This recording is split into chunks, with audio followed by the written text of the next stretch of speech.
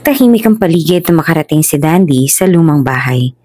Tumigil siya sa harapan ng pintuan. Pinagmasdan ang kalumaan ng istruktura. Nagkibit-balikat siya at huminga ng malalim.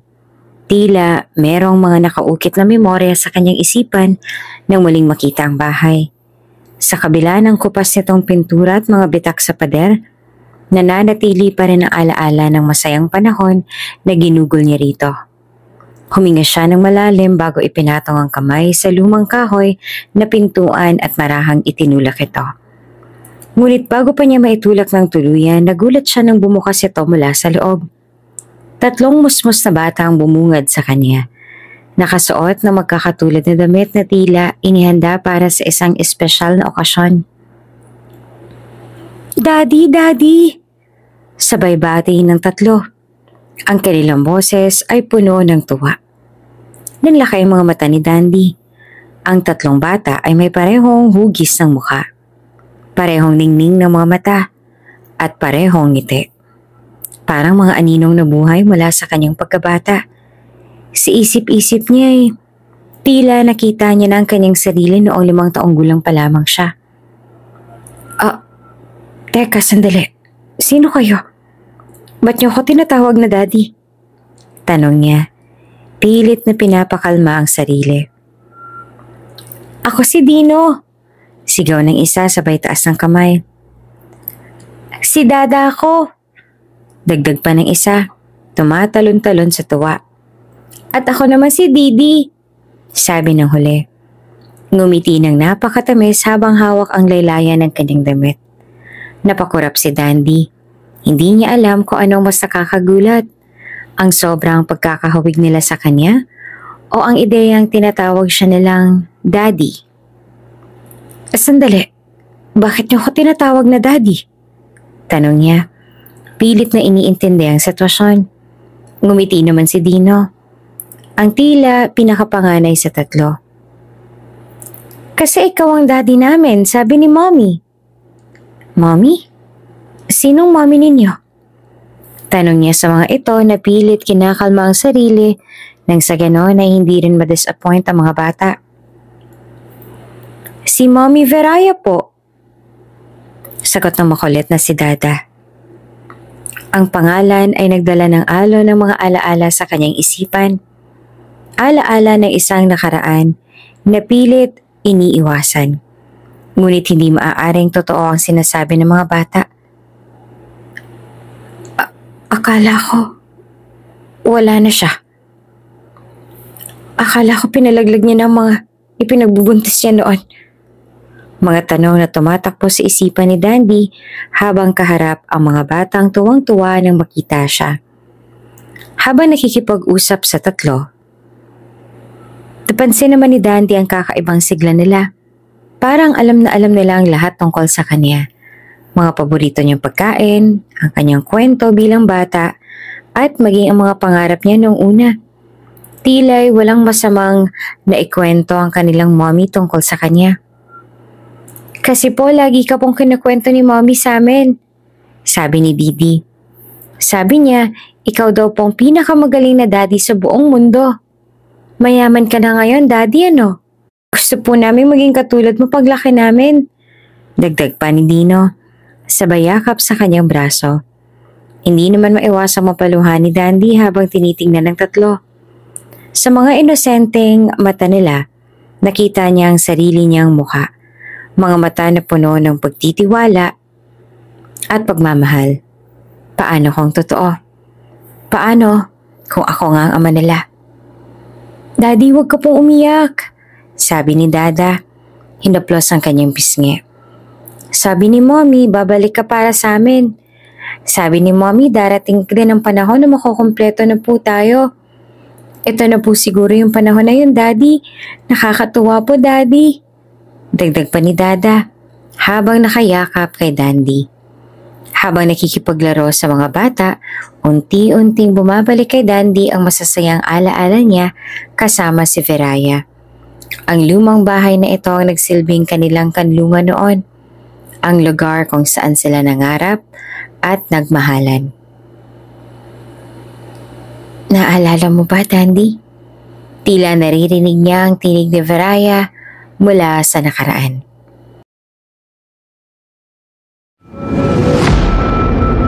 Kung bago ka pa lang sa channel na ito, Ate Jane TV, huwag kalimutang pindutin ang notification bell and subscribe button. Sana po hindi naman malaking abala sa inyo ang pagpindot ng subscribe button dahil ang kapalit po nito ay ang pagsuporta para makapag-produce ng mga libreng stories sa mga channels ni Ate Jane. Maraming salamat! Sa madilim at makulay na mundo ng isang eksklusibong bar para sa mga VIP, umiikot ang mundo ng buhay ni Viraya. Hindi siya ordinaryong empleyada. Siya ang pinakaiingatang hiyas ng lugar. Maganda, elegante, at may karisma na hindi matatawaran. Lahat ng VIP guests ay napapatingin sa tuwing papasok siya sa kwarto. Ngunit may mahigpit na patakaran. Hindi siya maaaring i-table o i-request ng sinuman. Ang trabaho niya ay mananatiling misteryoso at eksklusibo. Bagay na lalong nagpapaakit sa mga kalalakihan. Kung ikukumpara mo nga sa mga Hapon ay para siyang geisha. Siya ang pinaka-skilled na empleyado ng bar. Bihasa sa pag-i-entertain ng mga bisita, ma-foreigner man yan o isang lokal lamang. Hindi matatawaran ang serbisyo ni Viraya kaya most requested liaison siya ng mismong bar. Isang gabi, sa gitna ng tugtog ng jazz at mihinang bulungan ng mga VIP guests, dumating si Dandy. Matangkad, maayos ang tindig, at halatang mayaman. Ang kanyang suot na mamahaling suit ay bumagay sa kanyang aura ng kumpiyansa at umupo siya sa isang sulok. Tila nagmamasid sa paligid. Isang napakagandang dalaga ang kumuha sa kanyang atensyon. Matagal na siyang pabalik-balik sa bar na iyon at hindi niya kailanman nakikilala ang in-demand na liaison ng bar. Noong araw ay walang kaalam-alam si Dandy na iyong nakita niyang babae ang siya palang magbabago ng takbo ng kanyang buhay. Hindi maipaliwanag ni Dandy ang kanyang nararamdaman, para bang may kakaibang magnet na humila sa kanyang atensyon. Mayaman siya at nakukuha niya ang kanyang gusto dahil na rin sa kapangyarihan ng pera, ngunit lingid sa kanyang kaalaman ay hindi basta-bastang nadadala ng pera ang babaeng kanyang natitipuhan. May kakaibang patakaran ng bar. Si Viraya ay para lamang sa mata, hindi para sa mga kamay. Siya ay exclusive para lamang sa mga guests ng bar na VIP mula sa ibang bansa. Nag-isip si Dandy ng paraan upang mapalapit kay Viraya. Sinubukan niyang umorder ng pinakamahal na alak. Nag-iwan ng malaking tip at gumawa ng eksena para mapansin siya. Ngunit kahit anong gawin niya, nananatiling out of reach si Viraya. Maraming nakapalibot na bouncer kay Viraya. Hindi siya basta-bastang malapitan unless may pahintulot ng manager ng bar. Tinawag ni Dandy ang kanyang assistant at inutusan nitong gawin ang lahat para makausap niya lamang si Viraya. Ngunit kahit anong pilit niya sa kanyang assistant ay hindi talaga sila nagkaroon ng access sa kay Viraya. Nahiwagaan si Dandy kay Viraya. Hindi niya maintindihan kung bakit sa dami ng perang kanyang inilabas ay hindi niya pa rin magawang kunin ang kanyang puso. Hindi niya pa rin makausap si Viraya. Hindi pwede, madiig sabi ng isang staff nang subukang i-request ng staff ni Dandy si Viraya. Patakaran po kasi ng bar, pasensya na po. Kailangan niyo po kasi magpa-appointment muna. Pero sa ngayon po, fully booked po kasi si Viraya, sir. Kung makakapag-book man po kayo sa kanya, marahil sa susunod na 5 buwan pa. Sir, hindi po talaga pwede makausap yung babaeng sinasabi ho ninyo. Hindi ko rin ho maintindihan ang patakaran ng bar kung bakit ganun ka-espesyal yung babaeng yun, sir, pero manager eh. Wika ng assistant ni Dandy na halos mag-iisang oras ding nag-negotiate sa manager ng bar at handler ni Viraya. Lalong lumalim ang interes ni Dandy. Hindi siya sanay na tinatanggihan. Bilang isang Negosyanteng sanay makuha ang lahat ng gusto. Ang sitwasyong ito ay naging personal na hamon para sa kanya. Hindi na siya pwedeng mag-antay pa ng 5 buwan para lamang makausap si Viraya. Pag-uwi ni Dandy sa kanyang malaking bahay, hindi siya mapakali. Paulit-ulit niyang naaalala ang mukha ni Viraya, ang mapupungay niyang mata, ang paraan ng kanyang pagngiti, at ang likas na kahinhinan na bihira sa ganitong uri ng trabaho. She is graceful in every way I look at her kanina. Kakaibang babae nga talaga siya. Ano kayang meron sa kanya at bakit ganun siya ka-in-demand sa bar na yon? Imposibleng hindi siya madadala sa pera. Wala na atang hindi masisilaw ng pera ngayon. Napasuntok si Dandy sa table kung saan siya umiinom ng whiskey at nag-isip ng paraang kung paano niya makakausap ang napakagandang babae. Nagplano si Dandy. Alam niyang hindi sapat ang salapi para makuha si Viraya. Kailangang mas creative siya. Nagdesisyon siyang magpakita at magpakilala kay Viraya sa labas ng bar. Hinanap niya ang impormasyon tungkol sa kanya. Saan siya nakatira, anong oras siya umuwi, at kung sino ang mga madalas niyang makasama. Lingid sa kaalaman ni Viraya ay pinapanood siya ni Dandy mula sa malayo. Naghihintay ng tamang pagkakataon. Nag-set up si Dandy ng ilang tao na magsa-surveillance kay Viraya. Halos lahat ng kanyang pinupuntahan ay may mga matang nakabantay sa kanya. Hindi niya man iyon napansin, ngunit sa kahit na anong sulok ng kanyang pupuntahan, ay alam ni Dandy na kakaiba nga talaga ang kahibangan ni Dandy kay Viraya. Hindi rin actually basta-basta makakalapit si Dandy kay Viraya dahil may mga bodyguards din ito. Mga bodyguards na binabayaran ng bar kung saan siya nagtatrabaho. Kakaiba nga itong babaeng ito. Para bagang isang diamante na kailangang bantayan kahit saan man pumunta. Isang gabi, inabangan ni Dandy si Viraya sa labas ng bar at nakita niya ang lalakad dito papunta sa isang lumang apartment. Hindi niya napigilan ang sarili. Sinundan niya ito.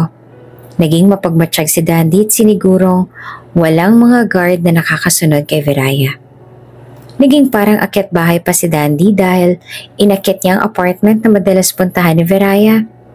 Ang apartment na ito ay isang bahay na tinutuluyan ng nanay ni Viraya na may sakit.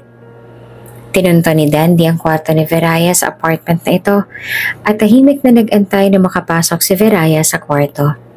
Nang magbukas ang pintuan, agad niyang niyakap si Viraya. Tinakpan ang kanyang bibig nang sa ganon na hindi ito gumawa ng ingay at hindi ito maaring mapukaw ng atensyon ng kanyang mga gwardya sa labas ng apartment. Agad na nagpakilala si Dandy at sinasabing wala siyang masamang balak sa dalaga. Viraya, ako si Dandy. Wala akong masamang gagawin sa'yo. Gusto lang kitang makausap kasi ilang linggo na kitang gustong makilala pero hindi ko magawa dahil nakapalibot sa'yo ang hindi mabilang na mga gwardya. Sambit pa ni Dandy. Nagulat naman si Viraya ngunit nananatili siyang kalmado. Iniwasan ni Viraya na gumawa ng ingay or kahit na anong komosyon na pwede niyang ikapahamak. Ganon na rin ang lalaking nakayakap sa kanya. Kilala mo ko? Tanong nito. Nakita kita sa bar. Ginawa kong lahat para makausap ka pero hindi ako makasingit.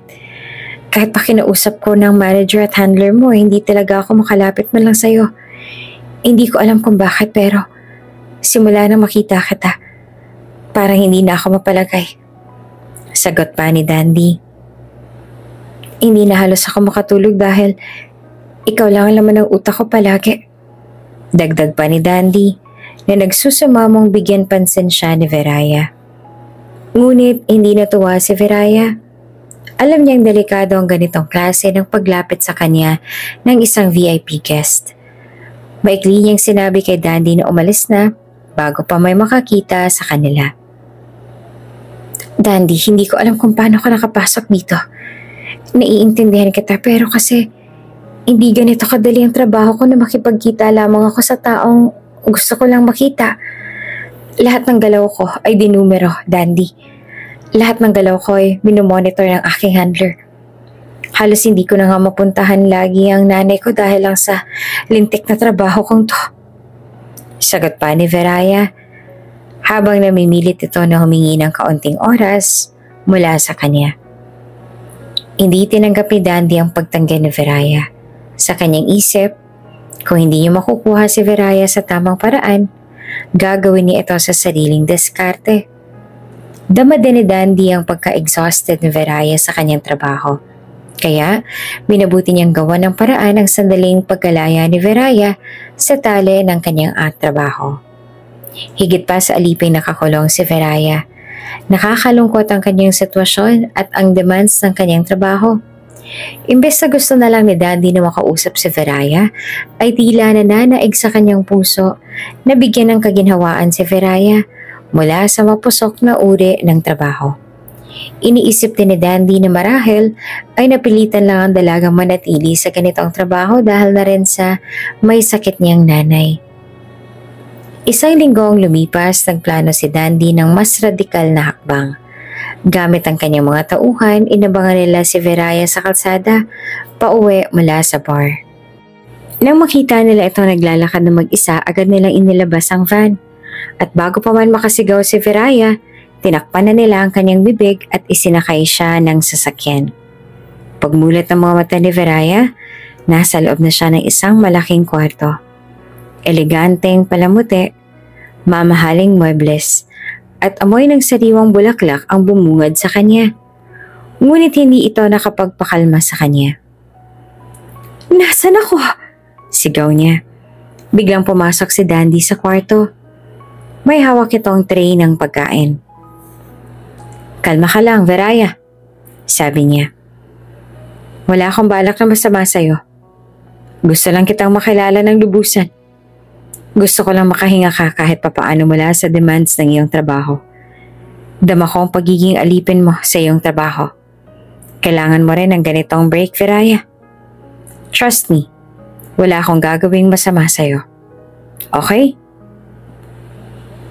"Hindi mo kailangan gawin to," galit pa na sagot ni Veraya. "Pakawalan mo ko." Ngunit hindi sumagot si Dandy. Sa halip, iniwan niya ang tray at lumabas ang kwarto. Alam niyang hindi pa handang makinig si Veraya.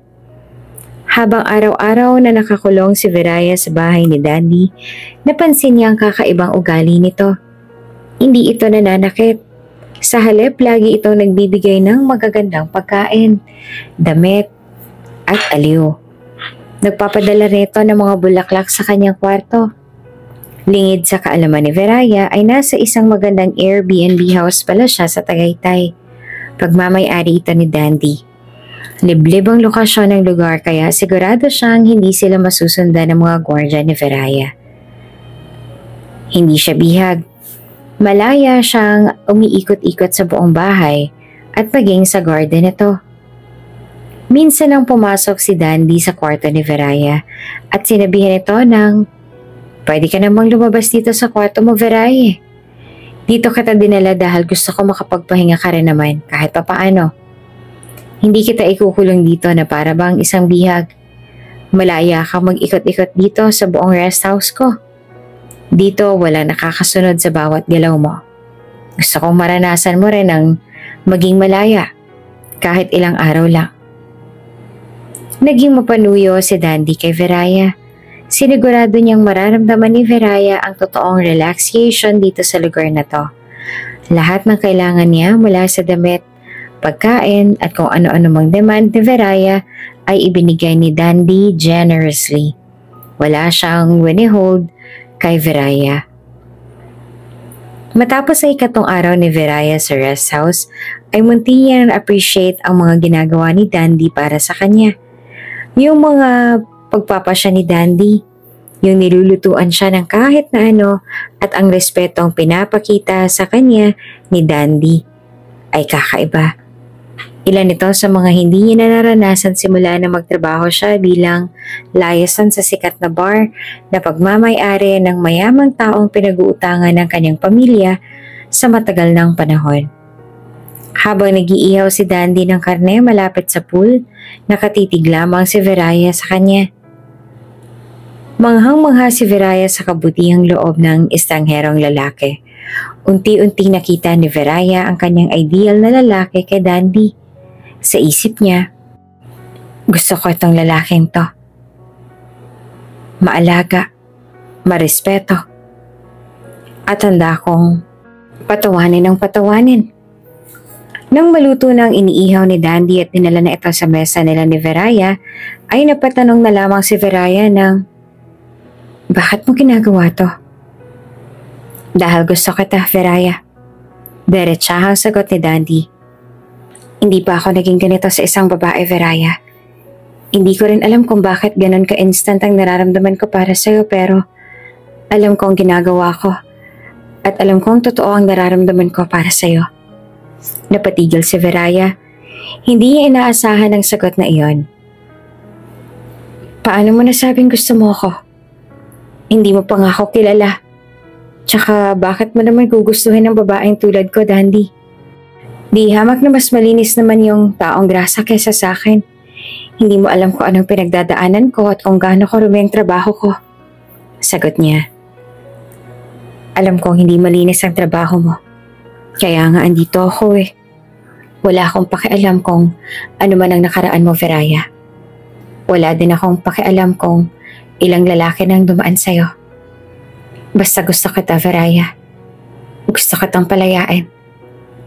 Kung saan ka nakakulong ngayon at gusto kong ipakita sa'yo na merong matinong lalaking handang umibig sa'yo. Ikaw lang ang babaeng nagpatigil sa mundo ko ng ganito, Viraya.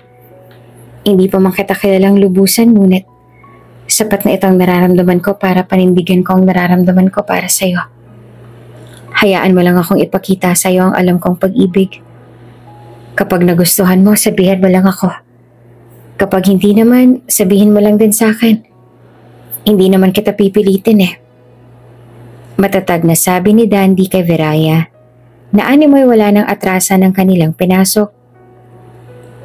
Unti-unti nagbago ang tingin ni Viraya kay Dandy. Sa kabila ng kanyang pagkidnap, nakita niyang pagkatao nito, ang pagiging maalaga, mapagmahal at handang gawin ang lahat para sa kanya. Ngunit hindi iyon sapat para mapawi ang sakit at takot na nararamdaman niya. Isang gabi, kinausap ni Dandy si Viraya. Hindi kita pipilitin. Kung gusto mo nang umalis, palalayaan kita. Seryoso ang sabi ni Dandy. Nagulat pa nga si Viraya. Hindi niya inaasahan ang ganitong reaksyon mula sa isang lalaking umabot pa sa puntong dudukutin siya. Ngunit nakita niya ang sinseridad sa mga mata nito. Bakit? Tanong niya. Dahil mahal na kita. Ayoko maging dahilan ng lungkot mo. Sabi ko naman kasi sa'yo, di ba? Hindi kita pipilitin. Kung ano yung gusto mo, yun ang susundin ko, Viraya. Ganon ang pagmamahal na alam ko. Sagot pa ni Dandy. Napaluha si Viraya. Sa wakas, nakita niya ang tunay na pagmamahal sa likod ng tila wrong move ni Dandy na pagdukot sa kanya. Hindi siya maaaring manatili na matagal sa rest house ni Dandy dahil natatakot siyang baka balikan ng bar ang kanyang nanay at tuluyan na nga nilang patayin ang kanyang nanay na may sakit. Tinitiis lamang ni Viraya ang trabaho niya sa bar dahil na rin sa pangangailangang medikal ng kanyang nanay. Hindi pa rin bayad ang utang ng kanyang pamilya sa may-ari ng bar kaya kinailangan niyang bumalik sa bar kung hindi ay madadamay ang kanyang nanay. Bigyan mo ako ng panahon. Hindi ko pa alam ang sagot ko sa alok mong pag-ibig sa akin, Dandy. Pero hindi kita basta tatalikuran. Sa ilang araw nating magkasama dito, gusto na rin kita. Pero ayoko madamay ka sa mga gusot namin sa buhay ni Daddy. Tatapusin ko lang tong laban kong to. At babalikan kita kung andyan ka pa para sa akin. Sabi niya. At sa gabing yon, nagsimula ang bagong yugto sa kanilang kwento. Umalis si Viraya sa rest house at muling bumalik sa bar. Ngunit naging matigas at mapilit si Dandy. Inalam niya ang utang ng pamilya ni Viraya at sinettle ito sa may-ari ng bar kapalit ang kalayaan ni Viraya. Pagkatapos na maging malaya si Veraya sa kamay ng mayamang may-ari ng bar, ay pinursige na siya ni Dandy ng walang humpay. Sinisigurado ni Dandy na safe at maayos si Veraya kasama ang kanyang nanay. Muli niyang pinatira si Veraya at ang kanyang nanay sa rest house niya. Yung dating pinagdala niya kay Veraya noong kinidnap niya ito. Doon niya pinatira si Veraya nang sa ganon ay masiguro niya ang safety ng dalaga. Ayaw niyang may mga alipin muli kay Veraya. Pre-provide niya ang lahat para kay Veraya, maging ang nanay niyang nangangailangan ng medical na atensyon ay pre-providean din ni Dandy. Dating maramot si Dandy at matigas sa ganitong bagay, ngunit nag-iba ang lahat nang dumating si Veraya sa kanyang buhay. Madalas na siyang nakikita ng kanyang staff na tumatawa o humingiti. Hindi na rin siya suplado araw-araw. Nagagawa niya ng mga musta sa kanyang staff at sa lahat ng nakapalibot sa kanya. Tunay ngang malaki ang nagagawa ng pag-ibig sa tao. Kaya nitong palambutin kahit pa ang napakatigas at tila walang emosyong lalaki. Si Dandy na dating mapangahas at matigas ay naging magaan at mahinahon sa tuwing nakakasama si Veraya. Pinipilit niyang ipakita na hindi siya ang karaniwang lalaking matigas ang puso. Itinuturing niyang isang pribilehiyo ang makalala ng mas mabuti si Veraya. At sa tuwing magkasama sila, nararamdaman niyang may kumukulong damdamin na hindi niya kayang itago. Lalo siyang napapaamo ng mga simpleng pagkilos ni Veraya. Ang mga ngiti nito, ang paraan ng pagtawa, at ang masuyo niyang mga mata na minsang naglalaman ng lungkot. Isang gabi, nagdesisyon si Dandy na hindi na siya maghihintay pa. Muli niyang pinuntahan si Veraya sa kanyang rest house sa Tagaytay at tumayo siya sa harap ni Veraya at seryosong nagsalita. Veraya, hindi ko na kayang itago pa. Hindi ko alam kung ano nangyari pero sa bawat araw na lumilipas, lalo lang ako nahulog sa'yo. Mahal kita, Veraya. Siguradong sigurado ako sa nararamdaman ko para sa'yo. At alam kong hindi lang ito paglalaro at trip ko lang. Seryoso ako, Veraya. Nagulat si Veraya sa sinabi ni Dandy. Hindi siya nakapagsalita agad. Para bang ang bigat ng mga salitang yon. Ngunit hindi siya tumanggi. Sa kabila ng takot na dulot ng kanyang sitwasyon, hindi maitatanggi na ang mga simpleng pagkilos ni Dandy ay nakapagbigay sa kanya ng pakiramdam ng kaligtasan. Sa mga mata ni Dandy, hindi siya isang alipin ng bar o isang babaeng pwedeng paglaruan. Siya ay isang taong may halaga. Hindi ko alam kung paano ko sasabihin pero hindi ko na kayang ipagwalang bahala ang nararamdaman ko para sa'yo. Sagot ni Veraya na may bahid ng kalungkutan at pagnanasa. Sa dinami-dami kasi ng lalaking dumaan sa buhay ni Veraya, tanging si Dandy lamang ang nagpakita sa kanya ng kanyang tunay na halaga bilang babae. Masyado niya ngang minamaliit ang kanyang sarili dahil na rin sa katayuan sa buhay ni Dandy, ngunit mismong si Dandy ang nagpapakita sa kanya na walang hahadlang sa tunay na nararamdaman ng binata. Nakatayo silang dalawa sa garden ng rest house ni Dandy. Malamig ang simoy ng hangin at tila ramdam na nilang dalawa na tila pareho na ngang estado ng kanilang puso. Pareho na silang nahuhulog sa bawat isa. Ang mga kilos at mga mata nila ay nagsasabi na talagang may puwang ng isa't isa sa kanilang mga puso. Dandy, hindi ko alam kung paano kita pasasalamatan. Simple lang naman ang hiling ko sa Panginoon eh. Ang makahanap ako ng taong magmamahal sa akin kung sino ako. At yung hindi ako ikakahiya dahil sa akin nakaraan. Pero sobra-sobrang binigay sa akin ng Panginoon, Dandy. Binigyan niya ako ng katulad mo. Ikaw na may choice naman na maghanap ng mas maayos na babae. Bago pa man madugtungan ni Veraya ang kanyang sasabihin ng mga oras na yon, ay tinigilan na siya ni Dandy. Hinawakan ni Dandy ang kanyang mga kamay at hinilan niya si Veraya papalapit sa kanyang dibdib. Niyakap niya ng mahigpit si Veraya at mariing sinabi na, Hindi ako kailanman tumingin sa kung ano ang iyong pinagdadaanan, Veraya. Mahal kita. Period. Wala akong hinihinging kahit na anumang kapalit sa pag-ibig kong to. Para sa'yo, Veraya. Hayaan mo lang akong mahalin ka. Please. Sa puntong yon, hindi na nila kayang pigilan ang nararamdaman nila para sa isa't isa.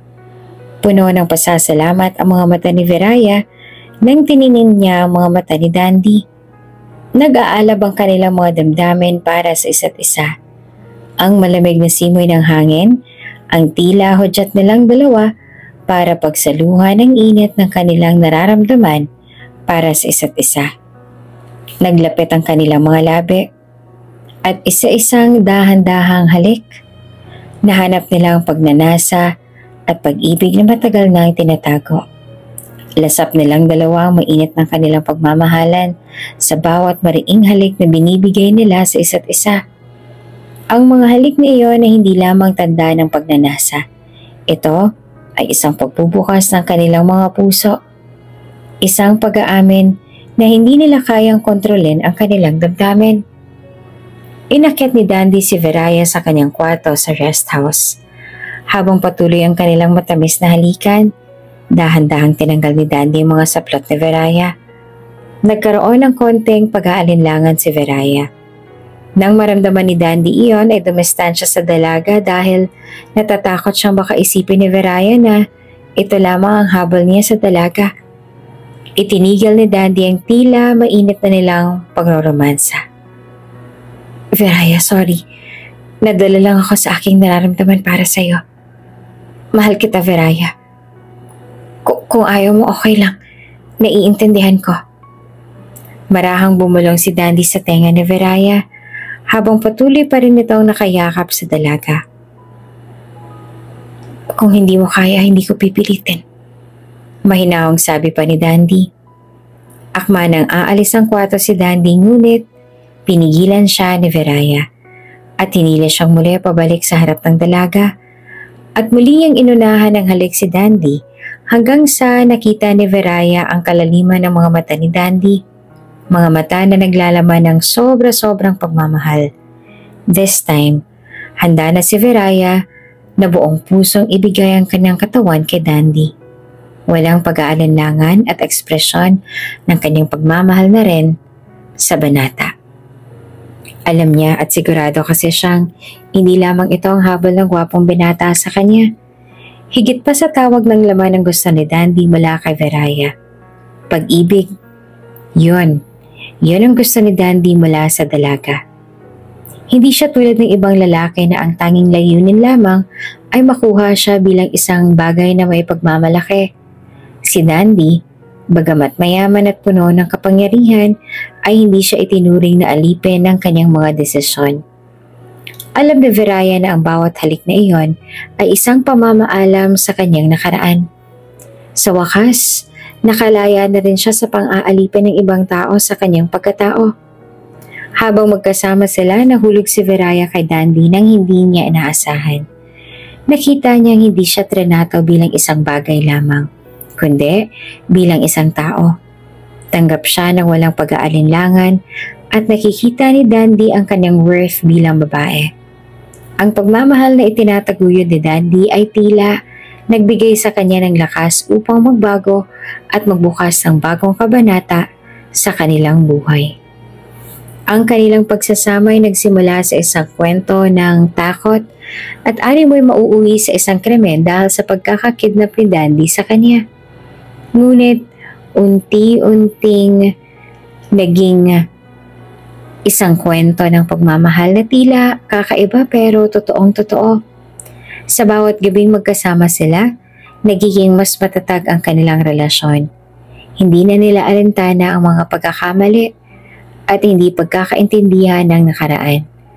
Ang tanging mahalaga ay ang pagmamahal na ibinubukas sa bawat pagkilos, bawat halik at bawat araw na magkasama sila. Minsan nagising si Veraya sa bisig ni Dandy. Ang dilim ng gabi pinalitan ng liwanag ng araw. Ngunit ang init ng kanilang katawan ay nagpatuloy. Si Dandy na akala niya hindi kaya magbukas ng puso sa iba ay natutong magtiwala at magbigay ng sarili kay Veraya. Tila hindi man akma kay Dandy ang dating trabaho ni Dandy ay hindi na ito naging issue pa kay Dandy. Isa lang ang alam ni Dandy sa mga oras na yon. Alipin na siya ng pag-ibig niya kay Veraya. Si Veraya sa kabilang banda ay natutunan ding magtiwala. Bagamat nagsimula ang lahat sa takot, natutunan niyang mahalin si Dandy. Dahil sa mga simpleng bagay, ang pagiging totoo, ang pagtanggap sa kanya, at ang pagpapakita ng malasakit. Nagbigay si Dandy ng isang halik sa noo ni Veraya, habang dahan-dahan naman siyang bumangon. Mahal kita, Veraya. Hindi ko alam kung anong hinaharap para sa atin. Ngunit sigurado akong wala akong ibang gustong kasama kundi ikaw. Tahimik na umiti si Veraya, at kahit pa hindi pa nila alam kung paano magiging magaan ang lahat, nagbigay siya ng sagot na puno ng pag-ibig. Mahal din kita, Dandy. At mula noon nagsimula ng isang bagong buhay para sa kanilang dalawa.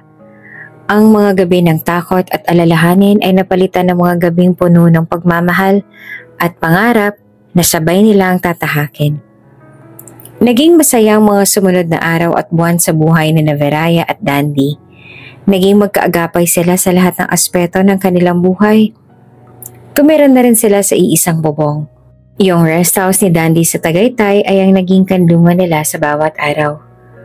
Baliwalas ang bawat araw para kina Dandy at Veraya.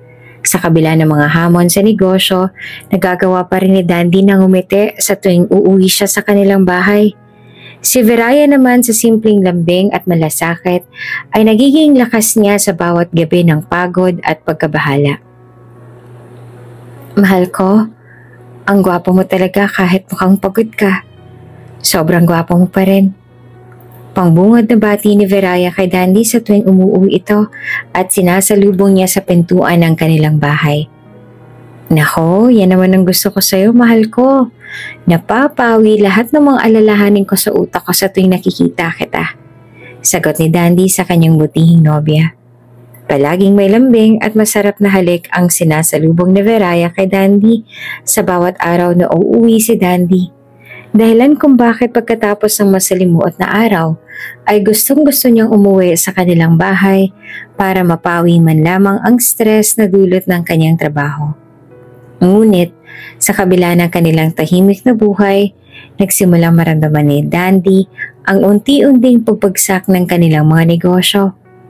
Bilang isa sa pinakamalaking pangalan sa industriya, mula sa hotel chain hanggang sa mga pabrika ng furniture at hardware products, hindi niya lubos maisip kung paanong nagsimula ang lahat. Bilang hands-on na CEO ng kanilang kumpanya at araw-araw na nakabantay sa operations ng bawat aktibidad ng kanilang kumpanya, hindi niya nawawari kung saan ba nanggagaling ang failure ng kanilang kumpanya pero batid niyang merong nagtatraidor sa kanila. Hinala niya ay inside job ang nangyayaring pagnanakaw ng funds sa kanilang kumpanya. Isang araw sa opisina, habang tinitingnan ni Dandy ang mga financial reports, napansin niyang tila hindi tumutugma ang mga datos. May mga hindi maipaliwanag na pagkawala ng pondo. At hindi ito maliit na halaga. Napilitang magtawag ng meeting si Dandy kasama ang finance department, ngunit wala siyang nakuhang malinaw na sagot. Ang bawat tao sa departamento ay tila nagtatago ng katotohanan. O marahil ay hindi rin nila alam kung ano ang nangyayari. Upang matiyak ang lahat, nagpasya siyang paimbestigahan ng bawat galaw ng kanyang kumpanya. Isa-isa niyang sinuri ang mga tao sa finance, kabilang ang mga senior accountant at treasurer. Ngunit sa kabila ng mga investigasyon, parang may mas malalim pa na sikreto na hindi niya agad mahukay. Sa gitna ng kanyang paghahanap ng kasagutan, natuklasan niya ang malaking pagbagsak ng ilang branches ng kanilang negosyo. May mga hotel na nalulugi dahil sa mababang occupancy rate at mga pabrika ng furniture na humihinto ang produksyon dahil sa kakulangan ng pondo. Sinubukan niyang ipasa ang problema sa kanyang mga manager, ngunit tila walang makakapagtama ng direksyon. Sa kabila ng kaguluhan sa negosyo, ang bawat pag-uwi ni Dandy ay nagiging dahilan upang mawala ang bigat sa kanyang dibdib. Si Veraya sa kanyang natural na ganda at mahinahong boses, ang tila nagiging lunas sa kanyang mga sugat. Sa tuwing niyayakap siya ni Veraya, nararamdaman niyang kahit sa sandaling oras, ligtas siya sa lahat ng problema. Pagod ka na naman, ani Veraya isang gabi habang tinutulungan si Dandy na tanggalin ang kanyang necktie. Hindi ko alam kung paano ko aayusin ang lahat. Sagot ni Dandy habang hinahaplos ang mukha ni Veraya. Pero sa tuwing kasama kita, mahal, parang kaya kong lampasan kahit ano. Ngumiti naman si Veraya at inilapit ang kanyang mukha. Kaya mo yan, mahal ko. Ako magbabantay sa'yo at hindi kita iiwan. Sa tuwing magkasama sila, tila nawawala ang lahat ng iniisip ni Dandy. Ang bawat gabi ay nagiging espesyal, puno ng pagmamahalan at pag-iintindi. Ngunit sa gitna ng kanilang kasiyahan, unti-unting may binabalak si Veraya. Hindi dinatnan si Veraya sa mga nakaraang linggo. Unay, iniisip niyang stress lamang ito mula sa pag-aasikaso kay Dandy at sa kanilang bahay. Ngunit, nang mapansin niyang tuluyan na nga itong hindi dinatnan, nagpasya na siyang magpa-check up ng palihim. Ayaw niyang sabihin kay Dandy ang tungkol dito dahil gusto niyang sorpresahin ito at ayaw niya na makadagdag pa sa mga iisipin ni Dandy. Kaya mag-isa na lamang siya na nagpunta sa klinika para magpa-check up.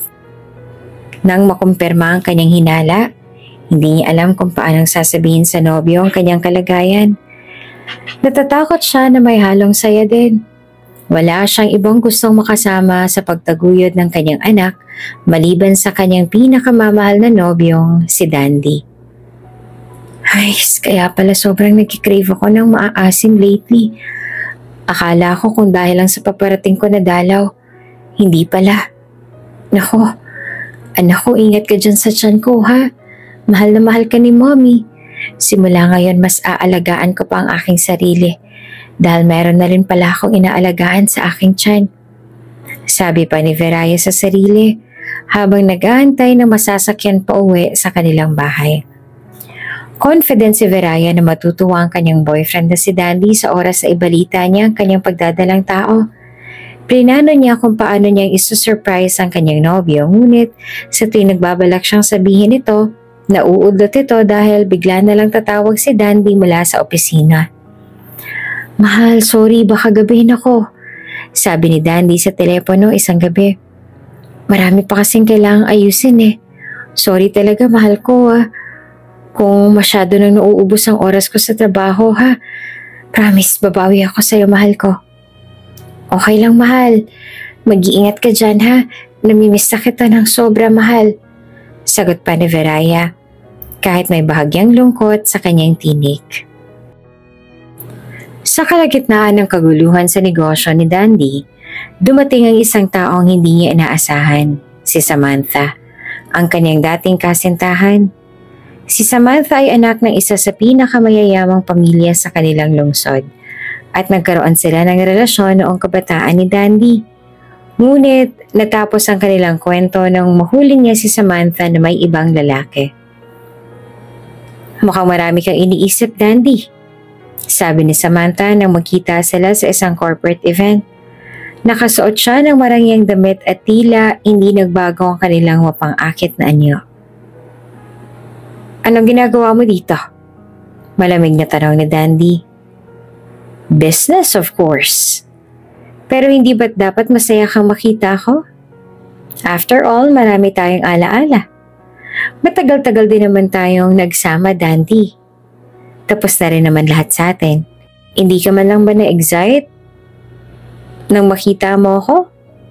Mapanukso niyang bungad kay Dandy. I don't have time for this, Samantha. Mariing sagot ni Dandy at agad na lumayo. Ngunit hindi basta-bastang sumuko si Samantha.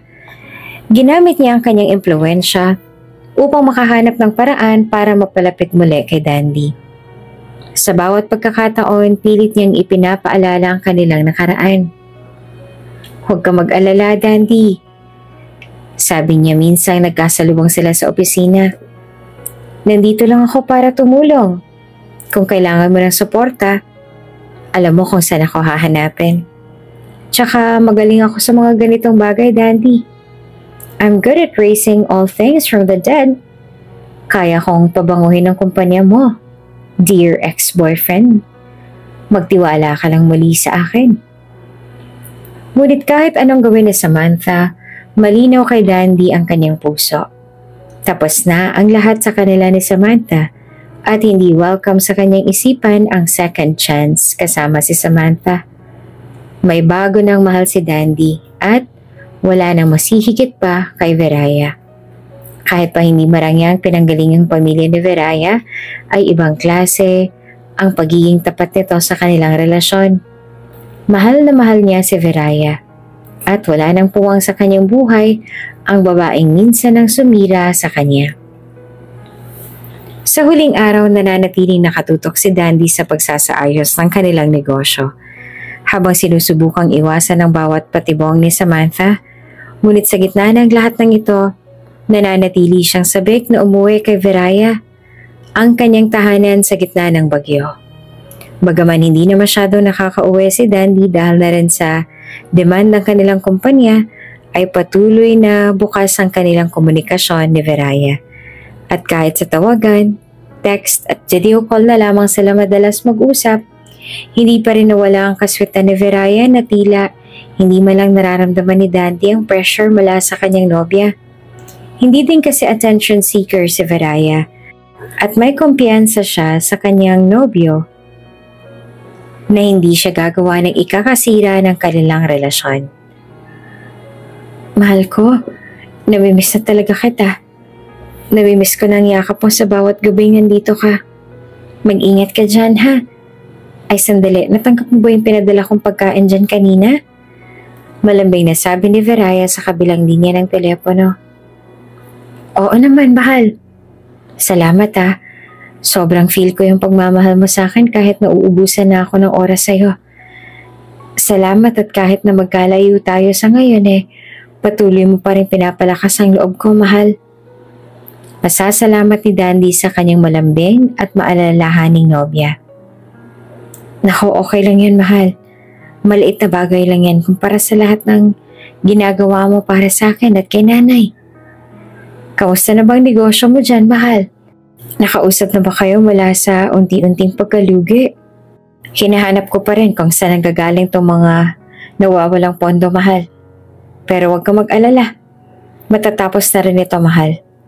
May mga tumutulong naman sa akin dito Sagot niya kay Veraya nang sa ganon ay mapawi na ang pag-aalala ng kanyang nobya.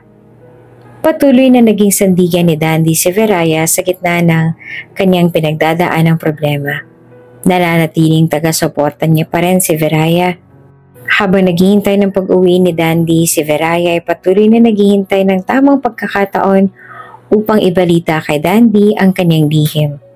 Sa kabila ng mga sagabal, nananatili siyang puno ng pagmamahal at pananabik sa kanilang hinaharap. Ngunit hindi niya alam na ang pagdating pala ni Samantha ay unti-unting magdadala ng bagong hamon sa kanilang tahimik na buhay. Lahat ginagawa ni Dandy para maisalba ang kanilang negosyo dahil tila napakabilis naman ang pag-shrink ng mga ito. Ayaw niya kasing ipatawag pa siya ng kanyang daddy na si Don Paulino at maging dahilan pa ng kanilang hindi pagkakaintindihan ng mga pangyayari sa kumpanya. Ngunit hindi na nga talaga niya napigilan at talagang umabot ng balita kay Don Paulino. Tahimik ang paligid ng Custodes Manor, ngunit ang tensyon ay ramdam mula sa bawat sulok ng silid.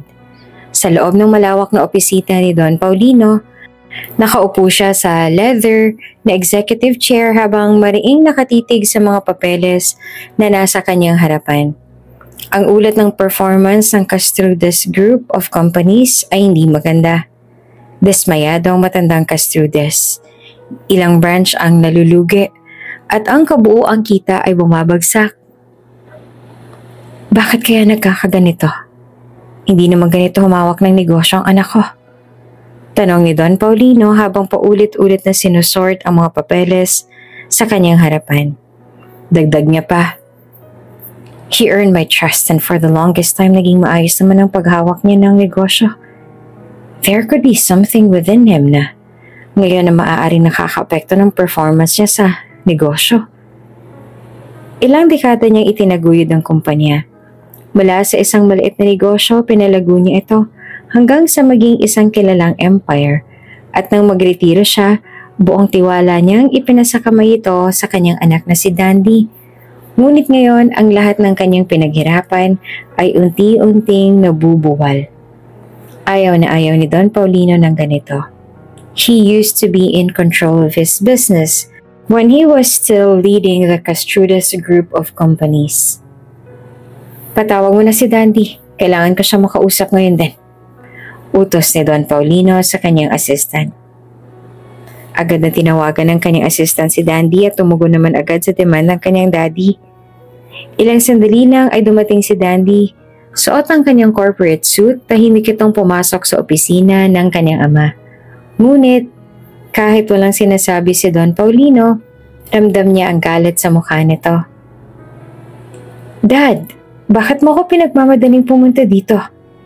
May importanteng pakay ka ba sa akin, Dad? Tanaw ni Dandy habang naupo sa harap ng ama. Hindi na nag-aksaya ng oras si Don Paulino. Ibinalibag niya ang mga papeles sa harapan ng anak.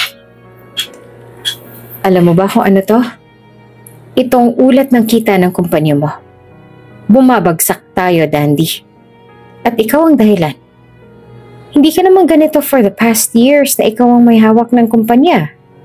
Palaging excellent ang sales natin. Ano pa nangyayari? Nagpapabaya ka na ata, iho. Napakunot ang noon ni Dandy habang pinulot ang mga papeles. Binasa niya ito at sinikap na magpaliwanag. Dad, alam ko may mga branches tayo nalulugi. Pero may plano ako para maayos to. Plano? Galit na putol ni Don Paulino. Wala akong narinig kundi puro plano. Bilang isang negosyo, Dandy, dapat malayo pa lang nakikita mo na itong mga posibilidad ngayon. Tapos ano? Ngayon ka magpaplano kung kailan andito na? Mas lumalala na ang sitwasyon bawat araw, Dandy. Ang buong buhay ko'y inialay ko para sa kumpanyang to. At ngayon ikaw mismo ang sisira nito. Hindi mo mamamalayan na sa ilang buwan lang ay mawawala na sa'yo mga pinaghirapan ko kung tatanga-tanga ka lang. Kaya gawan mo ng paraan yan. Huminga ng malalim si Dandy. Pinipilit kontrolin ang kanyang emosyon. Ginagawa ko ang lahat ng makakaya ko, Dad. Ang team namin ay nag-iimbestiga na at gumagawa na ng paraan para maputol na ang chain ng pagkalugi sa kumpanya natin, Dad. Maaayos ka to. Hindi ko gustong mabigo ka. Kung ginagawa mo ang lahat, bakit ganito pa rin ang nangyayari? Galit na tanong ni Don Paulino. Ang problema kasi sa'yo, masyado kang distracted. Kung hindi mo kayang unahin ang negosyo, sabihin mo lang ng maaga para ako na mismo magbabalik at aayusin ang gulo mo. Hindi ko kailangan ng ganitong klaseng usapan, Dad. Malamig na sagot naman ni Dandy. Tumayo siya at hinubad ang kanyang salamin. Huwag mong maliitin ang mga ginagawa ko. Alam kong ginagawa ko at ayokong dinidiktahan mo ko sa bawat hakbang. Naging maayos ang kumpanya ko for several years, Dad. At mas magiging maayos ito sa pagdating ng panahon. Dahil mas pagbubutihin ko pa ang performance ko. Bigyan mo lang ako ng oras. Makikita mo. Napakatigas ng ulo mo, Dandy. Kung hindi mo kayang ayusin ang sitwasyon, may ibang solusyon. Ako na mismo maghahanap ng solusyon. Ani Don Paulino. Kinalma muna ni Dandy ang kanyang sarili dahil sa sobrang init nito ay napakunot na lang siya ng kanyang mga daliri at akma sanang susuntukin ang lamesa sa kanyang harapan, ngunit naisip niyang muli si Viraya at ang uuwian niyang mapagmahal na babae. Alam niyang matatapos lang ang oras na to. Tunay nga nakakabigay ng kalmadong pag-uugali sa kanya si Viraya. Dumaan ang mga araw at muling umeksena si Samantha sa buhay ng Castrudes.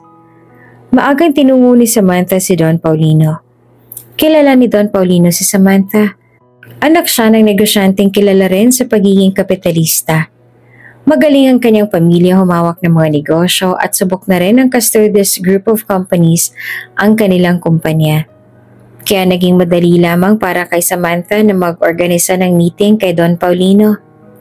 Nasa opisina ni Don Paulino si Samantha nakangiti at puno ng kumpiyansa. Sa kabila ng malamig na aura ng matanda, hindi siya natinag. Don Paulino! Paniwala ni Samantha. It's been a while, Tito. Namiss ko itong opisina mo, Tito. Well, hindi na ako magpapaligoy-ligoy pa. Narinig kong problema ng kumpanya. Your company is not in a good shape ngayon, Tito. Kaya nandito ako para mag-alok ng tulong sa'yo. Nag-angat ng tingin si Don Paulino. Tulong? At anong klaseng tulong naman ang sinasabi mo, Iha? I don't think kaya mong tulungan ng kumpanya namin. Ano bang alam mo sa pagsalba ng kumpanya? Simple lang. Magbibigay ako ng malaking kapital para maisalba ang kumpanya. Alam ko may shares pa rin kami dito pero dadagdagan ko ang puhunan. Pero alam mo naman, Tito, na ang bawat pabor ay may kapalit. Hindi ba? Hindi naman mahirap ang hihingin kong pabor sa inyo, Tito. Isang kondisyon lang ang hihingin ko. Gusto kong mapasakin si Dandy. Alam kong ayaw mong mawala sa inyong kamay ang pinaghirapan mo ng ilang dekada, Tito. In a couple of months, alam kong wala nang pupuntahan ng negosyo niyo. Magpapakasal kami ng anak mo, Tito. At kapalit ng kasal namin, ang malaking halaga na pwedeng magsalba ng negosyo ninyo. Pinakita ni Samantha ang kanyang strategic plan para sa negosyo at ang perang handa niyang i-release kapalit ang pagpapakasal niya kay Dandy. Napatigil si Don Paulino. Bagamat hindi siya pabor sa ganitong klase ng kondisyon, hindi niya maitatanggi na ang alok ni Samantha ay makakatulong ng malaki sa kanilang kumpanya. Tama naman ang sinabi ni Samantha. Dahil sa drastic cut ng sales ay baka sa isang iglap, mawala ng lahat ng ininvest ni Don Paulino. Ayaw niyang mangyari ito sa kanyang pinaghirapan. Ito ang naging buhay niya sa mahabang panahon. Napaisip rin si Don Paulino na dati na siyang gusto ng kanilang pamilya. Isang matalino at maibilidad na babae na makakatulong kay Dandy sa paghahandle ng negosyo. Isa pa, dati din naman na silang magkarelasyon. Kaya hindi na rin siguro mahirap para kay Dandy na mahaling muli si Samantha. Sigurado ka ba, Samantha? Tanong ni Don Paulino. Handa kang gawin ito? Kung para po kay Dandy, handa akong gawin ang lahat, Tito. I want Dandy back. Sagot ni Samantha. Ang ngiti sa kanyang labi ay puno ng kumpiyansa. Kung ganon, ako nang bahala. Sagot pa ni Don Paulino. Kakausapin ko si Dandy. Muli na namang umiral ang pagiging diktador ni Don Paulino. Agad niyang pinirmahan ang kontrata nila ni Samantha. Malaking halaga at pagsilbi sa negosyo ang kapalit ng pagpapakasal nila ng kanyang anak na si Dandy. Sa opisina ni Dandy, pumasok si Don Paulino nang walang paalam. Dala ang desisyon niya tungkol kay Samantha. May pag-uusapan tayo, Dandy. Umupo ka. At napagdesisyonan ko na itong bagay na to. Ito lang ang tanging paraan para maisaayos muli ang ating kumpanya. Simula ng matanda. Habang nakaupo sa harap ng anak. Kung tungkol ho ito sa kumpanya, ayos na. Gumagawa na ako ng paraan. Maglo-loan ho ako sa bangko para mabawi ang loss at dagdag ng kapital na rin para sa operations ng ating kumpanya. Malamig na sagot pa ni Dandy. Hindi ito tungkol lang sa kumpanya. Tsaka, hindi maganda ang loan, Dandy. Mapupurnada lang lahat ng kita mo dyan. At maaaring yan pang magiging rason kung bakit tuluyang maglaho ang negosyo natin. Makinig ka sa akin. Sagot ni Don Paulino. Ito ay tungkol kay Samantha. Agad na binara ni Dandy ang sinabi ng kanyang daddy nang marinig niya ang pangalan ni Samantha. Daddy, wala namang kayang gawin si Samantha para maisalbang kumpanya natin, okay? Kaya ko to. Magtiwala lang kasi kayo sa akin. Tumahimik ka nga, Dandy. At pakikinig ka sa akin. Handang-handa silang tumulong sa atin para maiangat ang negosyo. Tinanggap ko na ang alok niyang pagkakapital sa negosyo natin hanggang sa maging stable muli ang gains natin.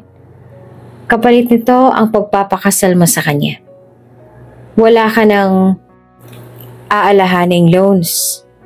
Pakasalan mo lang si Samantha at magiging okay ng kumpanya natin. Wala nang risk dahil magme-merge ng empire natin. Ang pamilya niya at ang pamilya natin ay magiging isa sa oras na makasal kayo. Pagdidiing sabi ng kanyang Daddy Paulino. Natigilan si Dandy, ngunit mabilis siya nakabawi. Dad, kung iniisip mong papayag ako sa plano mo, nagkakamali ka. Hindi ko ipagpapalit si Viraya. Kahit paanong mangyari sa kumpanya. Tsaka ako naman ang CEO, Dad. Desisyon ko na ang masusunod ngayon. Huwag niyo naman akong ipagkasundo sa taong minsan na ako niloko. Para naman akong tangan yan. Matapang na sagot ni Dandy sa kanyang nagngingit-ngit na ama. Napakatigas ng ulo mo, Dandy. Sigaw ni Don Paulino. Hindi lang ito tungkol sa'yo. Ang pangalan ng pamilya natin na nakasalalay rito. At sino ba yung si Viraya? Isa lang siyang serbidora sa bar. Anong klaseng buhay ang maibibigay niya sa'yo? Galit na tugon ni Don Paulino. Natigilan si Dandy nang marinig ang sinabi ng kanyang daddy. Mukhang marami nang alam ang kanyang daddy tungkol kay Viraya. Huwag mong idadamay si Viraya dito, Dad. Madiing sagot ni Dandy. Hindi siyang problema. At kahit mawala ang lahat ng ito, hindi ko siya iiwan. Mahal ko siya. At hindi ko hahayaang siraan mo ang relasyon namin. Pagtatanggol ni Dandy sa kanyang minamahal na nobya. Kung meron man akong papakasalan, Dad, si Viraya yon. At hindi si Samantha. Pagbanta pa ni Dandy sa kanyang ama. Galit na galit si Don Paulino. Ngunit alam niyang hindi niya mababago ang desisyon ng anak. Subok na ni Don Paulino ang katigasan ng ulo ni Dandy. Alam niya naman kasing maprinsipyo ang kanyang anak dahil kanino pa ba naman ito magmamana? Siyempre sa kanya din, hindi ba? Lumabas siya ng opisina nang hindi na maling lumingon kay Dandy. Pinakita ni Don Paulino ang kanyang pagkadismaya sa ginawang pagsagot-sagot sa kanya ng kanyang butihing anak. Isang hindi inaasahang bisita ang dumating 10 oras na ng gabi sa bahay na tinutuluyan ni Viraya at ng kanyang ina. Wala siyang inaasahang bisita kaya nagtaka siya kung sino ang kakatok ng ganong oras sa kanilang bahay. Sinilip ni Viraya sa bintana mula sa kwarto sa taas kung sino iyong kumakatok. Nakita niya ang isang matandang mukhang mayaman ang kasuotan. Dali-dali siyang bumaba at pinagbuksan ng pinto ang matandang kumakatok. Pagbukas si Viraya ng pintuan, batid niya ang isang mayamang matanda ang kanyang kaharap na tila may importanteng pakay sa kanya. Walang pag-aalinlangang pinapasok ni Viraya ang matanda at naupo ito sa tapat niya. Ang matanda ay malamig ang ekspresyon, may otoridad at pinagmamasdan ang bawat sulok ng kanilang bahay. Tahimik lamang si Viraya habang pinagmamasdan ang mga galaw ng matanda. Ramdam na ni Viraya ang tensyon mula sa kanilang dalawa ng matandang lalaki. Kilala mo naman siguro ako, Iha. Bungad ng matandang lalaki na siyang bumasag sa napaka-awkward na sitwasyon nilang dalawa. Nauutal pa ang pagsagot ni Viraya dahil sa kaba. Hindi po, sir . Sino po ba kayo? O siya, sige. Magpapakilala ako sa'yo.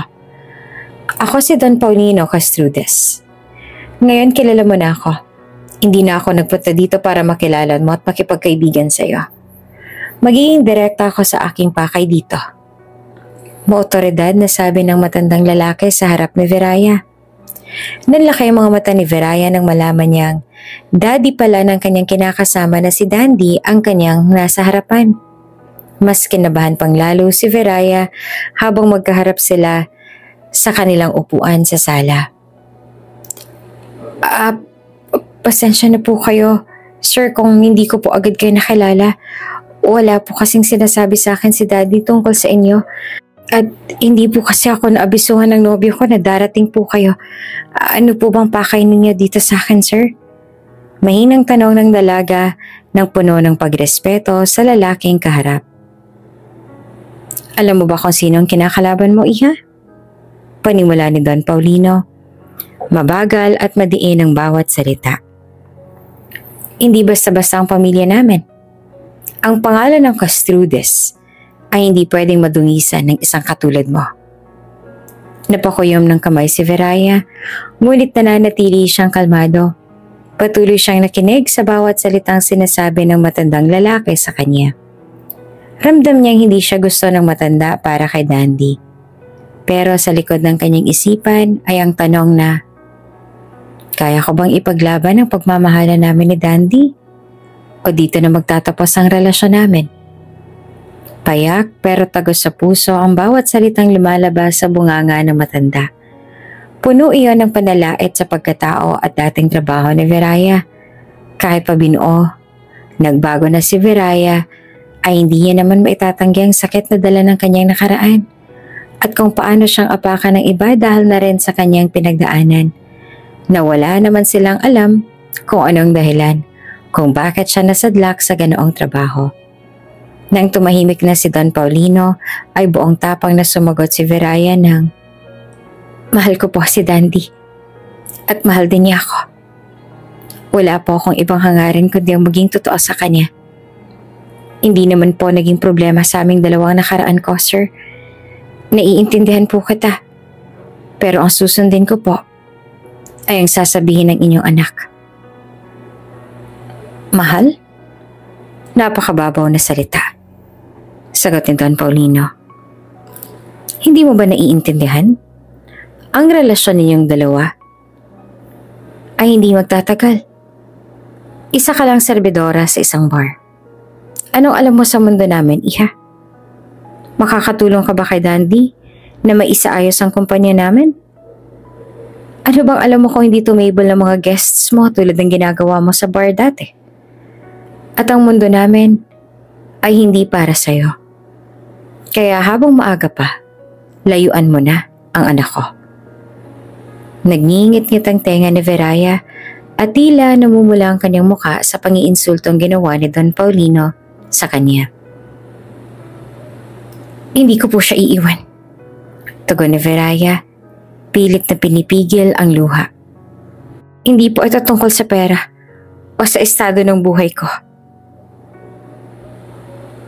Mahal namin ang isa't isa at iyon ang mahalaga. Alam po namin ang pinasok namin at kailanman ay hindi ko po sinagot ang inyong anak dahil lang po sa pera niya. Opo, totoo pong galing ako sa napakababang uri ng tao sa ating sosyedad. Pero hindi naman po ako linta na sip-sip na lang ng yaman sa aking nobyo. Alam po yan ng anak ninyo. Tumawa si Don Paulino ng mapait. Mahalaga? Anong magagawa ng pagmamahal kung ang pangalan namin ay nilalapastangan? Kahit pa ayaw mo aminin sa akin, alam kong perang kailangan mo. Kaya kong ibigay sa'yo kahit magkano. Tantanan mo lang ang anak ko. Ganyan lang po bang tingin niyo sa anak niyo?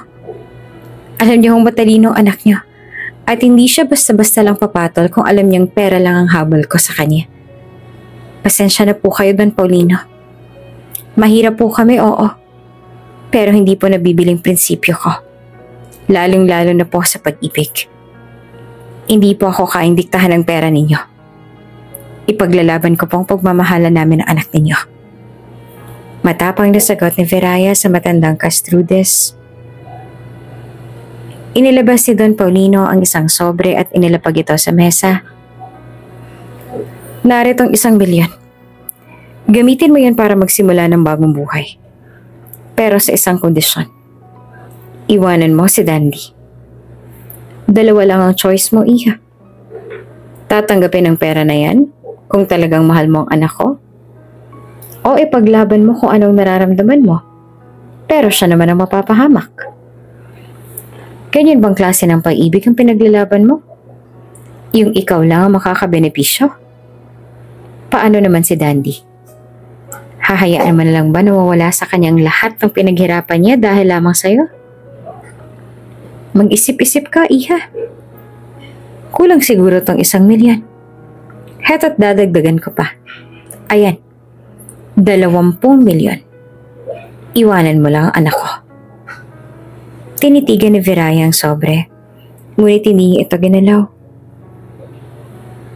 Hindi ako nabibili doon, Paulino. Hindi ko kayang iwanan si Dandy dahil lang sa gusto mo. Nagbagong ekspresyon ni Don Paulino. Ang galit sa kanyang mukha ay tila naging mas madilim. Tumayo siya at itiniklop ang kanyang mga braso.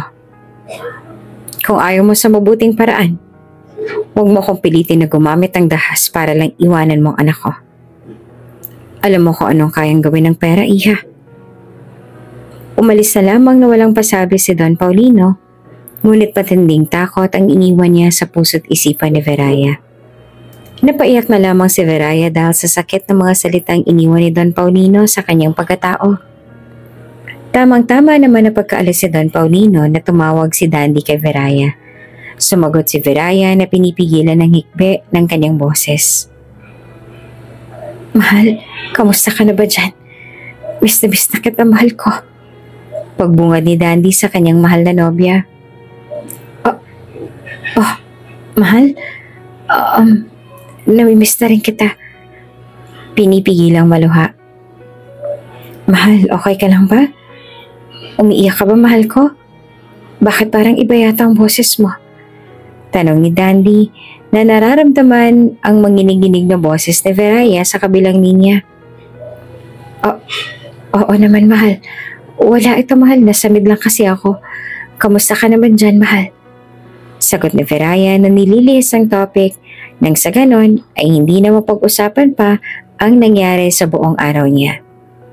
Nagkwento na nga si Dandy na hindi naging maganda sa kanyang araw at hindi na rin niya sinabi pa kay Viraya ang mga sinabi ng kanyang daddy sa kanya para masolusyonan ang problema sa kanilang kumpanya. Ganon din naman si Viraya, pilit na itinatago ang pagbisita ni Don Paulino sa kanya. Sa kabila ng kanilang pinagdadaanan ay pinilit pa rin nilang maging maayos ang pakikitungo nila sa isa't isa kahit pamalayo ang kanilang distansya. Ilang araw lang lumipas, nagdesisyon si Don Paulino na gumawa na ng paraan upang tuluyang mapahiya si Viraya kay Dandy. Tinawagan niya ang isang tauhan na matagal nang tapat sa kanya, si Leo. Kailangan ko ng tao na maayos ang kilos at may sapat na tapang para gawin ang trabaho. Utos ni Don Paulino sa telepono. Isang lalaking pwedeng magmukhang karelasyon ni Viraya. May kilala ho akong tao na saktong-sakto para sa trabahong ito, Don Paulino. Sagot ni Leo. Siguraduhin mong magmumukhang totoo ang lahat. Dugtong pa ni Don Paulino. At siguraduhin mong si Dandy mismo makakakita. Pera nga naman. May lusot lang ang lahat at kayang-kayang dayain ang lahat para lang masunod ang gusto ng mayamang matanda. Sa rest house ni Dandy kung saan kasalukuyang nakatira si Viraya, dumating ang binayarang lalaki ni Don Paulino. Nagpakilala siya bilang kaibigan ni Viraya mula sa nakaraan. Viraya, bungad ng lalaki na nagpanggap na si Marco. Matagal na kitang hindi nakikita. Hindi ko alam na dito ka na pala nakatira. Nagulat si Viraya sa biglang pagbisita. Marco? Paano mo nalaman na nandito ako? Isang kaibigan natin ang nagsabi. Sagot ni Marco. Kamusta ka na? Mukhang magandang buhay mo rito ah. Pagmamadaling tanong ni Marco kay Viraya. Habang nag-uusap sila, lihim na kinuhanan ng litrato ang kanilang pagkikita. Ang mga larawan ay sadyang inedit upang magmukhang malapit sila sa isa't isa. Mga yakap, mga tingin na puno ng emosyon, at ang huling kuha ay magkatabi sa may veranda ng rest house. Makalipas ang ilang oras, dumating si Dandy sa rest house. Hindi siya nagsabi kay Viraya na uuwi siya dahil nais niya itong sorpresahin. Ngunit pagdating niya, nadatnan niya ang lalaki na nasa loob ng rest house kasama si Veraya. "Anong ginagawa mo rito?" tanong ni Dandy. Malamig ang boses. Nagulat pa si Veraya at agad na tumayo. "Dandy, hindi ito tulad ng iniisip mo." "Hindi tulad ng iniisip ko?" putol ni Dandy. "Sino siya? At bakit siya nandito?" Kaibigan ko siya mula noon. Wala kaming ginagawang masama. Namasyal lang siya dito sa akin kasi nalaman niyang dito lang ako sa malapit na katira. Paliwanag ni Veraya. Ngunit hindi maitatangging nahihirapan siyang kumbinsihin si Dandy. Napangunahan na ng duda si Dandy kaya kahit anong sabihin niya ay tila hindi na tinatanggap ni Dandy. "Ito bang ginagawa mo pag wala ako dito? Nagpapapasok ka lang ng kahit na sinong lalaki kapag wala ako?" "Veraya naman, hindi na ba talaga maaalis yung pagiging makate mo? O dahil wala lang ako at kumakate ka, kaya naghahanap ka ng iba para kumamot ng kate mo?" Galit na sabi ni Dandy kay Veraya. "At dito mo pa talaga naisipang gawin sa bahay kong kalandian mo? Kahit kailan talaga. Basta't malandi, hindi na nagbabago pa." Inis niya pang dagdag. Hindi naging maganda ang araw ni Dandy dahil patuloy na bumababa ang sales ng kanilang kumpanya. Nadagdagan pa ang kanyang inis nang mabalitaan niyang nagpasok ng lalaki sa kanyang bahay si Veraya. Kaya gano'n na lamang ang kanyang mga nasabi sa dalaga. Hindi niya naisip na maaaring makasakit siya ng damdamin ng kanyang nobya. Nagit-ngit ang buong katawan ni Veraya at pabalang niyang sinagot si Dandy. "Ganyan na lang ba talaga ang tingin mo sa akin, Dandy? Ang liit ng tingin mo sa akin. Akala ko ba pinagkakatiwalaan mo ko? Ganito lang kadali sa'yo na yurakang muli ang pagkatao ko? Inayos ko ang buhay ko para sa'yo, Dandy. Natuwa na ako na naniwala ka sa akin na hindi na issue sa'yo ang past ko. Pero heto ka ngayon, Dandy. Ikaw na mismo ang nagpamukha sa akin ngayon kung ano ako dati. Nakalimutan ko na kung ano ako dati dahil sa'yo. Pero ikaw din ang muling sumira ng buhay ko ngayon." Parang binuhusan ng malamig na tubig si Dandy nang marinig ang mga sinabi ni Veraya sa kanya. Hindi niya na mababawi ang kanyang masasakit na salitang binitawan kay Veraya. Bago pa muli makapagsalita si Dandy, ay dumating na si Don Paulino, dalang mga litrato ni Veraya at Marco. "Tingnan mo ito, Dandy," sabi ng matanda habang pinapakita ang mga kuha. "Ito bang sinasabi mong pagmamahalan ninyo? Isang babae na may ibang lalaki sa likod mo? At ang kapal pa ng mukha dahil dito pa mismo sa sarili mong bahay dinadala at ginagawang kalandian." Hindi na makapagsalita pa si Veraya. Nangihina na siya tila hihimatayin na sa hiya at pagkatismaya. Nanginginig ang mga kamay ni Dandy habang tinitingnan ng mga litrato. Ang galit at sakit ay unti-unting bumabalot sa kanya. "Veraya, paano mo ito nagawa sa akin? Dandy, hindi totoo ang mga yan. Hindi ako nagtataksil sa'yo." Umiiyak na paliwanag ni Veraya. "Hindi totoo? At anong paliwanag mo sa mga larawang to? Kitang-kita naman dito, Veraya, oh. Ano to? Peke? Ganun ba?" tanong ni Dandy, puno ng hinanakit. Wala nang magawa si Veraya kundi ang umiyak. "Wala akong ibang minahal kundi ikaw, Dandy. Hindi ko magagawa ang sinasabi nila. Alam kong alam mo yan, Dandy. Pero hindi ko kayang maniwala pa, Veraya. Sa kabila ng hirap na pinagdaanan ko ngayon, talagang tiniming mo pang isabay ang kalandian mo," sabi ni Dandy. Ang boses niya ay halos pabulong na dahil sa sakit. "Siguro tama si Dan. Hindi nga tayo magka-level. Hindi tayo dapat nagsama. Total, manghuhutot ka na lang din. Sa'yo na tong rest house ko na to. Ayaw ko na ring balikan ang bahay na to. Niyurak mo ang ganda ng bahay kong to, Veraya. Sana maging masaya ka na. Salamat nga pala sa napakasakit na araw na to. Salamat. Pamamaalam pa ni Dandy sa dalaga. At sa huling pagkakataon tumingin si Dandy kay Veraya bago tuluyang lumabas ng rest house. Iniwan niya itong umiiyak. Wasak ang puso at kanyang dignidad. Hindi madali para kay Verayang bumangon mula sa pagkawasak ng kanyang relasyon kay Dandy. Ang sakit ng mga paratang ito ay bumalot sa kanyang puso. Ngunit alam niya ang kailangan niyang magpatuloy, lalo na't dala-dala niyang responsibilidad ng isang bagong buhay. Naiwan sa kanyang rest house si Dandy.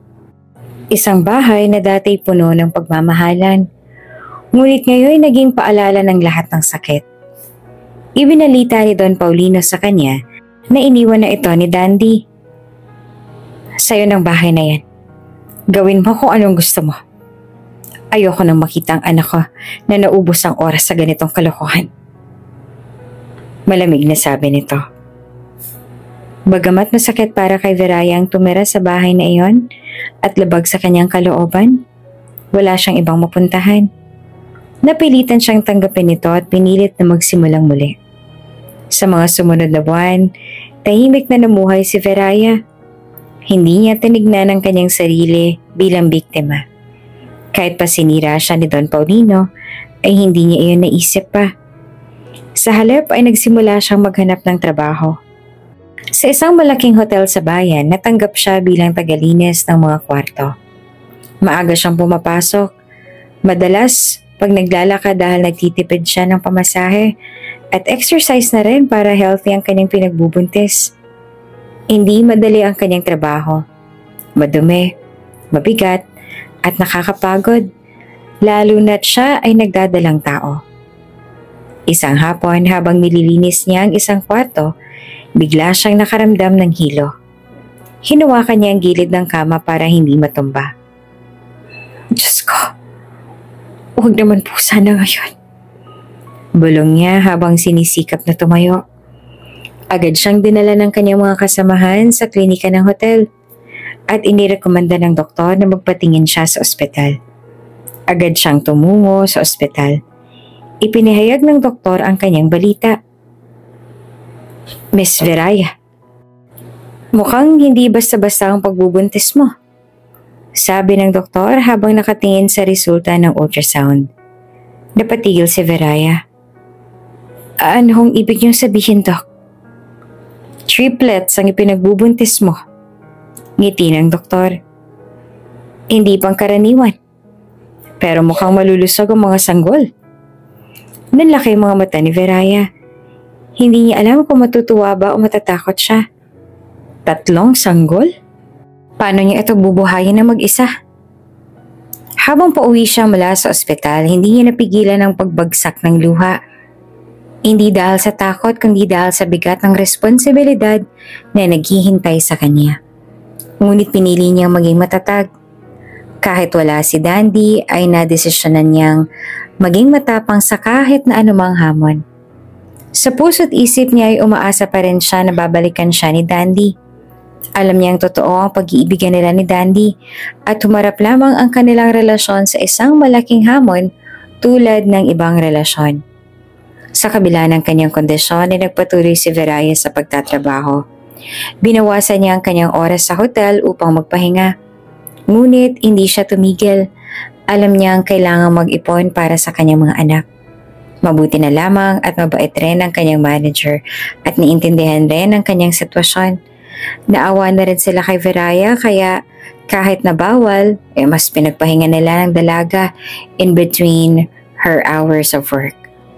Tulad ng ibang nanay na galak sa kanilang pagbubuntis, ay minabuti ni Veraya na kausapin palagi ang kanyang baby sa tiyan.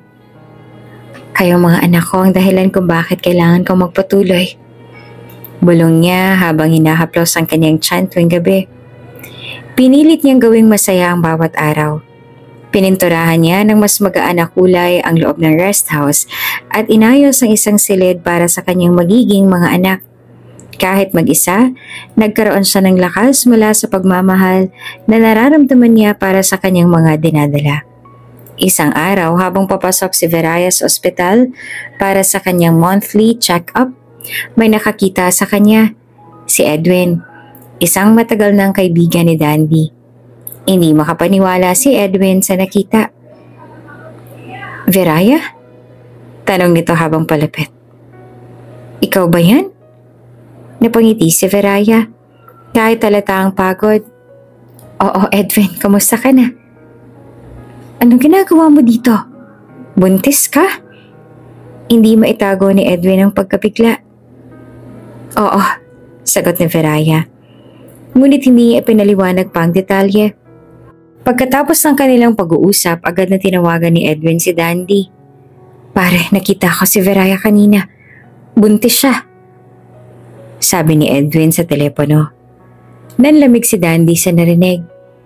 Naisip niya rin na baka nga siya ang ama ng dinadala ni Veraya. Ano? Buntis siya? Oo, pero parang hindi na rin naman mahalaga. Balita ako nagpa-abort na siya. Dagdag pa ni Edwin na hindi naman niya kumpirmado kung talaga ngang nagpahulog ang lalaka. Siguro ay nahiya siya kasi alam niyang kasalanan yon. Baka natakot na malaman mong hindi ikaw ang ama. Nagdilim ang paningin ni Dandy. Sa isip niya, pinatoyayan lamang nito ang kaniyang hinala na hindi siya kailanman minahal na Veraya, na tama ang sinabi ng kanyang ama.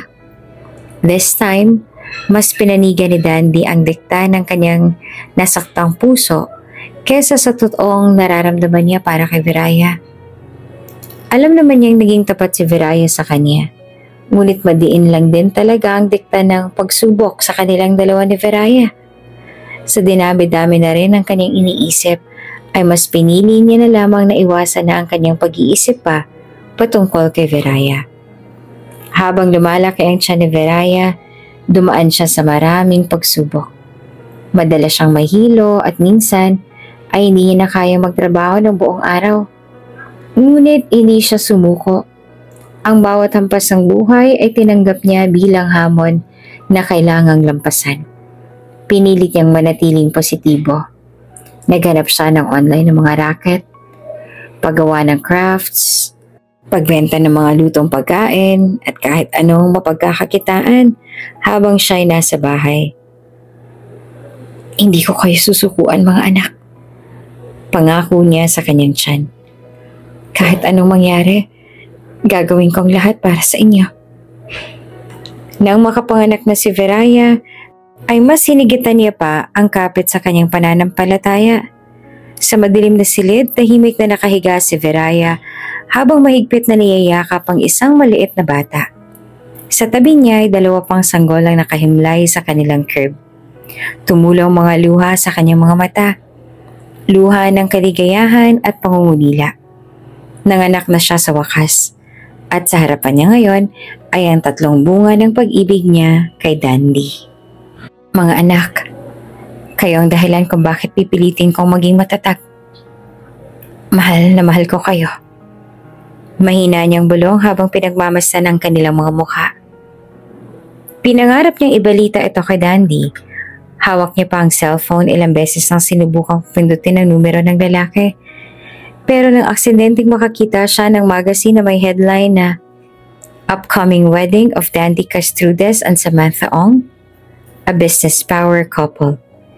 Tila may sumabog sa dibdib niya. Agad na siyang nagkaroon ng pag-aalinlangan. Muli niyang minaliit ang kanyang sarili. Napaisip siya na wala na nga siyang laban sa babaeng na itakda ng ikasal sa dati niyang nobyo. Ikakasal na siya. Bulong niya sa sarili habang tumutulo ang luha. Napaluhod siya sa sahig. Mahigpit na niyakap ang magazine at tahimik na umiyak. Ang puso niyang umaasa ay tila bagang pinutulan ng pag-asa. Wala na nga talagang pag-asa ang kanilang pagmamahalan dahil ikakasal na ang dating nobyo. Wala din siyang laban kay Samantha dahil mayaman si Samantha. Napakaganda at alam niyang si Samantha ang makakatulong sa kanya para maisaayos ang kanilang nasirang kumpanya. Ano nga ba naman ang maiko-contribute ko kay Dandy? Wala naman akong yaman na pwedeng ibigay sa kanya ng saganan ay maibsan ang kanyang hirap. Pinapalaya na kita, Dandy. Isinasara ko na ang chapter nito ng buhay ko. Nakasama ka. Sana'y lumigaya kang tunay sa piling niya. Sana'y alagaan ka niya ng mabuti tulad ng pag-aalaga at pagpapasaya ko sa'yo sa tuwing kasama kita. Tahimik na sambit ni Viraya sa kanyang sarili habang yakap-yakap ang magazine na merong headline picture ni Dandy at Samantha. Makalipas ang 5 taon, nakatayo si Viraya sa harapan ng kanilang maliit ngunit maaliwalas na tindahan ng mga organic na produkto. Yung dating pagbebenta ni Viraya ay nagbunga ng maganda. Napalaki niya ang kanyang munting negosyo noong siya'y buntis pa lamang sa kanyang triplets. Tinalikuran man ng tadhana si Viraya ay hindi naman siya biniti ng grasya. Binuhusan siya ng Panginoon ng umaapaw na grasya dahil tiniis niya ang lahat at hindi niya isinuko ang kanyang pananampalataya at pagiging mabuting tao. Hindi na muling nag-entertain ng maniligaw pa si Viraya. Nananatiling para kay Dandy ang kanyang puso magpasa hanggang ngayon. Sa isip niya ay hindi na nga talaga kayang palitan ng kahit na sinong lalaki ang markang iniwan ni Dandy sa kanyang puso. Bagamat sinaktan siya nito bago pa man siya iwan ng binata, ay hindi na anilantana pa ni Viraya ang sakit na idinulot ng mga salita ni Dandy. Mas tinignan niya pa rin ang kabutihang dala ni Dandy sa kanyang buhay. Mahirap na rin kasi magtiwala para kay Viraya. Ayaw niyang muling masaktan kaya kinaya niya na lamang palakihin ang kanyang mga anak ng mag-isa. Kahit hindi madali pero sapat ng inspirasyon ang kanyang triplets para magpatuloy siya at maging masaya para sa kanyang buhay. Habang abala sa kanyang tindahan ay andun sa likod niya, makikita ang 3 malulusog at masisiglang bata na naglalaro. Laking pasasalamat ni Viraya na hindi na kailangan pang magtrabaho sa malayo para buhayin lamang ang kanyang triplets.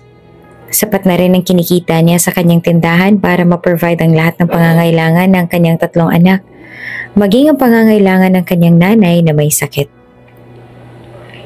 "Mami, tingnan mo, ang bilis ko na pong tumakbo!" Sigaw ni Didi, ang pinakamatapang sa triplets. "Huwag kang papalayo masyado, ha?" Sagot ni Viraya habang pinagmamasdan ng kanyang anak. Sa tuwing nakikita ni Viraya ang kanyang triplets ay hindi niya pa rin maiwasang hindi maisip si Dandy. Paano ba naman kasi 3 sila ay magkamukha at kuhang-kuha talaga ang lahat ng features ni Dandy. Magkakaiba sila ng pag-uugali pero lahat din ng kanilang ugali ay nagsasalamin din sa ugali ni Dandy noon. Bumalik si Dandy sa kanyang rest house ng walang abiso. Yung mismong tinitirhan ni Viraya. Hindi niya ito napuntahan mula nang iwan ito kay Viraya. May mga papeles pa pala siyang naiwan sa rest house. Mga titulo ng ilan sa mga lupang nabili niya noong sila pa ni Viraya. Pagbukas niya ng gate, sinalubong siya ng 3 bata. "Daddy!" Sabay-sabay nilang sigaw habang tumatakbo papalapit sa kanya. Natigilan si Dandy. "Anong daddy?" tanong niya. Halatang naguguluhan. Sumunod si Viraya mula sa loob ng bahay at nanlaki ang mata nang makita si Dandy. Hindi niya napigilan ang mapangiti. At parang muling bumalik ang tibok ng kanyang puso. "Dandy," mahinang tawag niya. "Viraya?" tanong ni Dandy halatang gulat. "Sinong mga batang to?" Si Didi, at si Dada." Sagot niya na nanginginig ang boses. "Mga anak ko." "Anak mo? Di ba nagpalaglag ka?" tanong ni Dandy habang tinitingnan ng 3 bata. Napansin niya ang kamukhang-kamukha niya ang mga ito. Hindi sumagot si Viraya, ngunit naglalaro ang mga mata niya sa damdaming muling nagising sa puso niya. Samantala, sa opisina ng Castrudes Group of Companies, nagsisimula ng maramdaman ni Don Paulino ang bigat ng problema.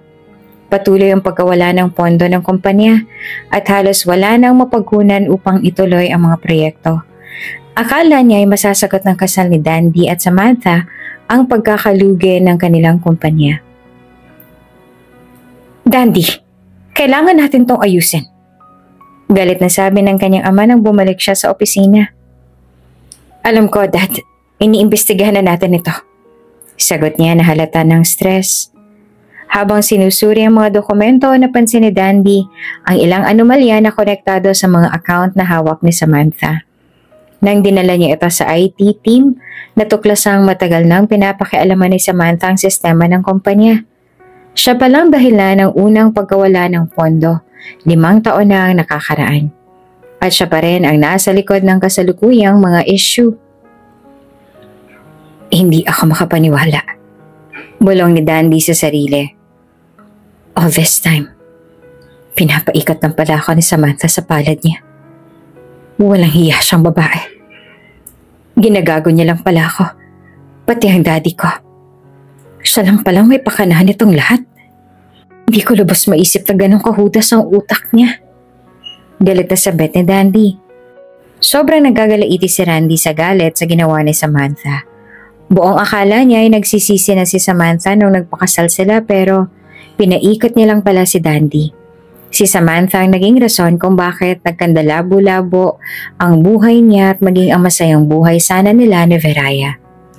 Punong-puno ng pagsisisi si Dandy sa kanyang naging desisyon na pagpapakasal kay Samantha. Sobrang stress na si Dandy. Ang dami niyang iniisip at dagdag pa sa kanyang stress ang idinulot na gulo ni Samantha sa kanilang kumpanya. Minabuti niyang lumabas at lumanghap muna ng hangin. Habang nagdadrive ay naisipan niyang muling bumalik sa rest house niya kung saan nakatira si Veraya at ang kanyang triplets. Sa muling pagbalik ni Dandy sa rest house upang magpahinga mula sa gulo ng kumpanya, nakita niya si Veraya na naglalabas sa hardin habang pinapanood ang mga anak. Sa bawat kilos ni Veraya parang nabuhay muli ang kanyang alaala ng pagmamahala nila. Sa pagpasok niya sa mismong bahay ay muli niya nagdama ang kapanatagan ng kanyang isipan. Hindi niya kailanman naramdaman ang ganong klaseng kapayapaan. Doon lamang talaga sa rest house na iyon, kasama si Veraya. Sobrang na-miss ni Dandy ang ganong klaseng katahimikan ng puso't damdamin. Veraya, ang tawag niya. Lumingon si Veraya at agad na napansin ang lungkot sa mata ni Dandy. Oh, may mga naiwan ka pa ba na dapat mong kunin? Tanong ni Veraya nang makita niyang muli ang dating nobyo. Hindi. Wala naman ako nakalimutan. Gusto ko lang sanang magpalamig eh. Ang init kasi sa Maynila. Dito kasi nakaka-relax ang hangin. Sagot ni Dandy na hindi nagpapahalata ng kanyang nararamdaman kay Veraya. Ganun ba? Sige, palagi ka namang welcome dito. Bahay mo pa rin naman to, Dandy. Marahang sagot ni Veraya na may halong kilig at tuwa. Buti naman, Veraya. Sagot ni Dandy.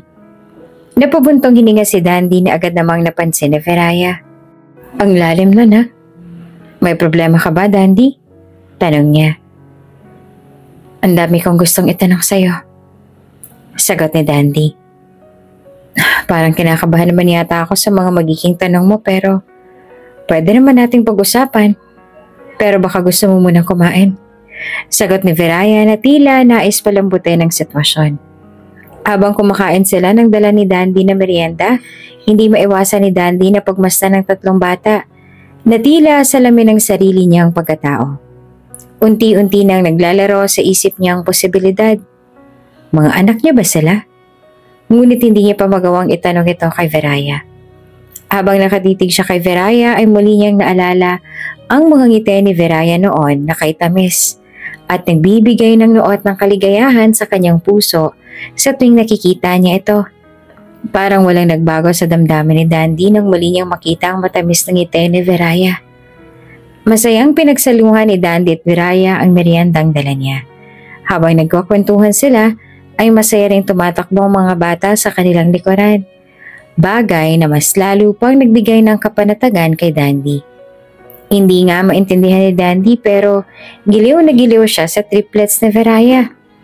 Hindi niya alam kung saan galing ang saya pero kakaibang saya ang dala ng bawat halakhak ng mga batang masayang naghahabulan sa kanilang likuran. Biglang na-miss ni Dandy ang ganitong pakiramdam. Muling nagkapalagay ng loob si Dandy at Veraya, ngunit nakadistansya pa rin si Veraya. Kahit pa nasaktan siya noong may respeto pa rin siya sa pagiging mag-asawa ni na Samantha at Dandy. Alam niyang kaibigan na lang talaga ang pwedeng mamagitan sa kanila ni Dandy. Nang tila natahimik na ang kanilang paligid ay dahan-dahan na rin tinanong ni Dandy si Veraya tungkol sa tatay ng kanyang mga anak. Veraya, huwag kang magagalit sa akin ha. Hindi naman sa nangihimasok ako sa buhay ninyo pero nakailang bisita na ako rito pero hindi ko pa nakikita ang tatay ng triplets mo. Nagtatakang tanong ni Dandy. Biglang nanlaki yung mga mata ni Veraya. Hindi niya inaasahan ang ganong tanong mula kay Dandy. Tatay nila? Wala iniwan din ako. Hindi rin hindi rin kami nagtagal kasi hindi niya kasi ako kayang buhayin. Pagsisinungaling pa ni Veraya.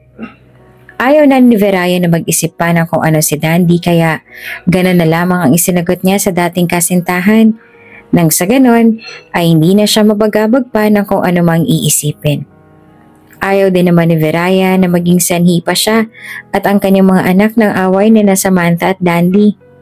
Nire-respeto niya rin kasi ang desisyon ng dating kasintahan na pinili nito si Samantha kesa sa kanya. Kahit papaano ay marunong din namang lumugar si Veraya. Kahit pa ang totoo, ay siya pa rin ang tanging gusto ni Veraya. Na siya pa rin ang sigaw ng kanyang puso.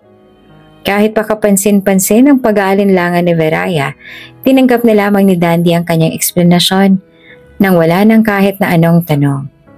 Noong araw na iyon ay hinayaan niya na lamang si Veraya sa kung ano ang kanyang sinabi at hindi na inusisa pa ang bawat detalye ng kanyang buhay. Sa kabila ng mga suliranin sa kumpanya at mga tanong ng kanyang puso, nagsimula nang makita ni Dandy ang kahalagahan ng muling pag-aayos ng kanyang buhay.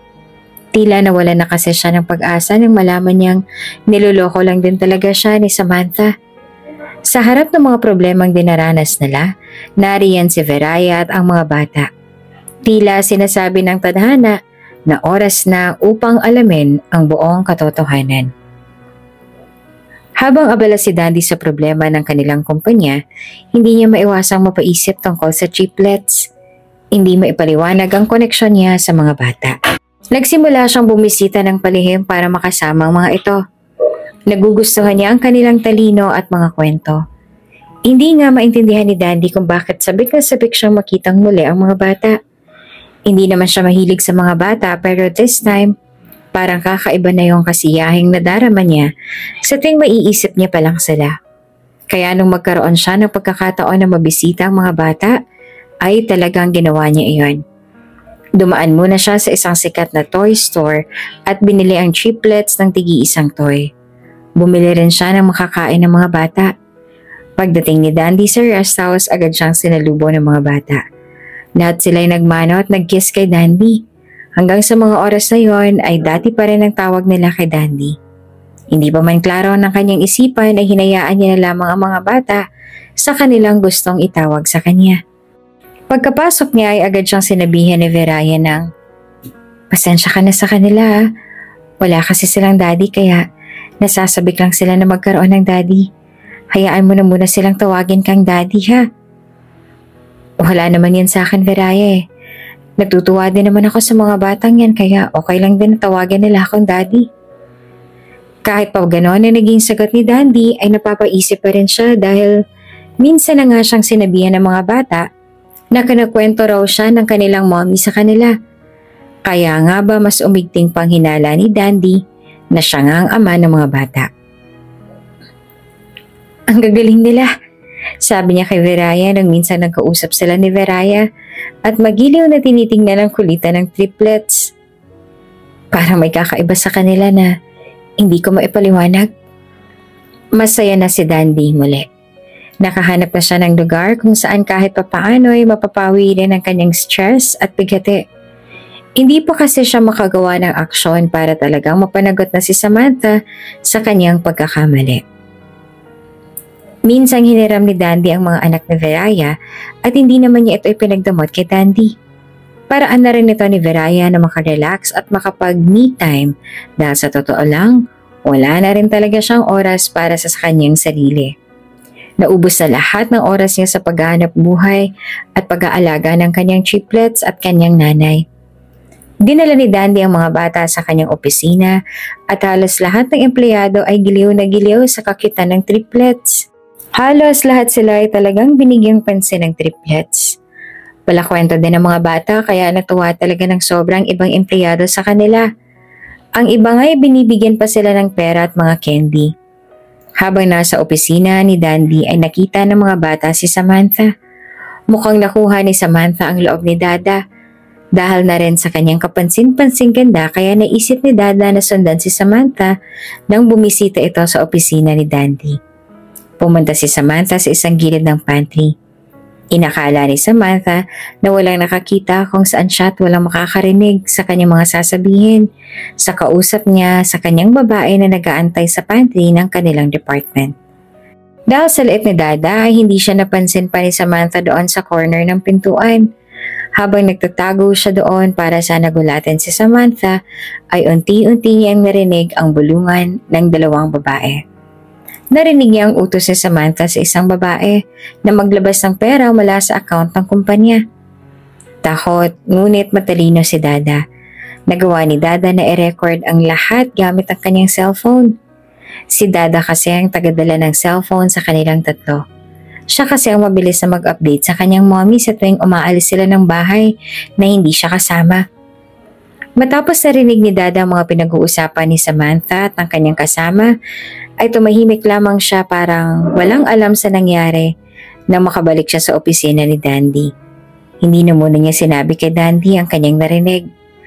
Nang makauwi na ang triplet sa kanilang bahay ay agad niyang sinabi kay Viraya ang lahat na kanyang narinig mula kay Samantha.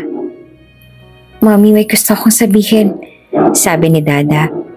Inilahad niya ang narinig mula kay Samantha at ng kanyang kausap sa pantry kay Viraya.